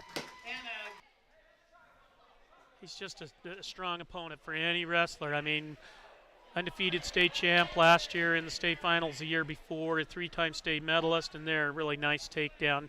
Good fluid motion by a guy that's wrestling 195 pounds. Brady Skinner with it, up top. Fay at the buzzer, hits the three. Nice-looking shot. To Folkers, back at the Grant, long three, got it! Nice. Cash attacks. Double, almost triple teamed, out to Connell, deep three. Wow. Hit it. That's a three for South Loop. I have to make sure I set my cruise control when I drive after I watch this event. Yeah, exactly. Car 204, the Yellow Viper of Ryan Firstenau. Hello to all our viewers out there. Thank you very much for tuning in. You get a look at where we're talking to you from.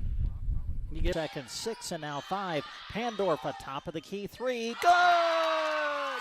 Pandorf at the buzzer. Johnson hammered out towards center. Holm going back. Holm will dive, and did he make the catch? He did! Caden Holm, a diving catch across his body to the right. Ball comes out of there. Who's going to hop on top of it? It's going to be scooped up by Cooksley. Inside the 30, the 20, 15, 10. Can he get there? He can. It's 6 points for Sandhills. Thedford on defense. The scoop and score. Calderos sends it in the corner to Santos. A 3. Got it. His third from downtown in the quarter. With the bounce. Gets it into Ryan.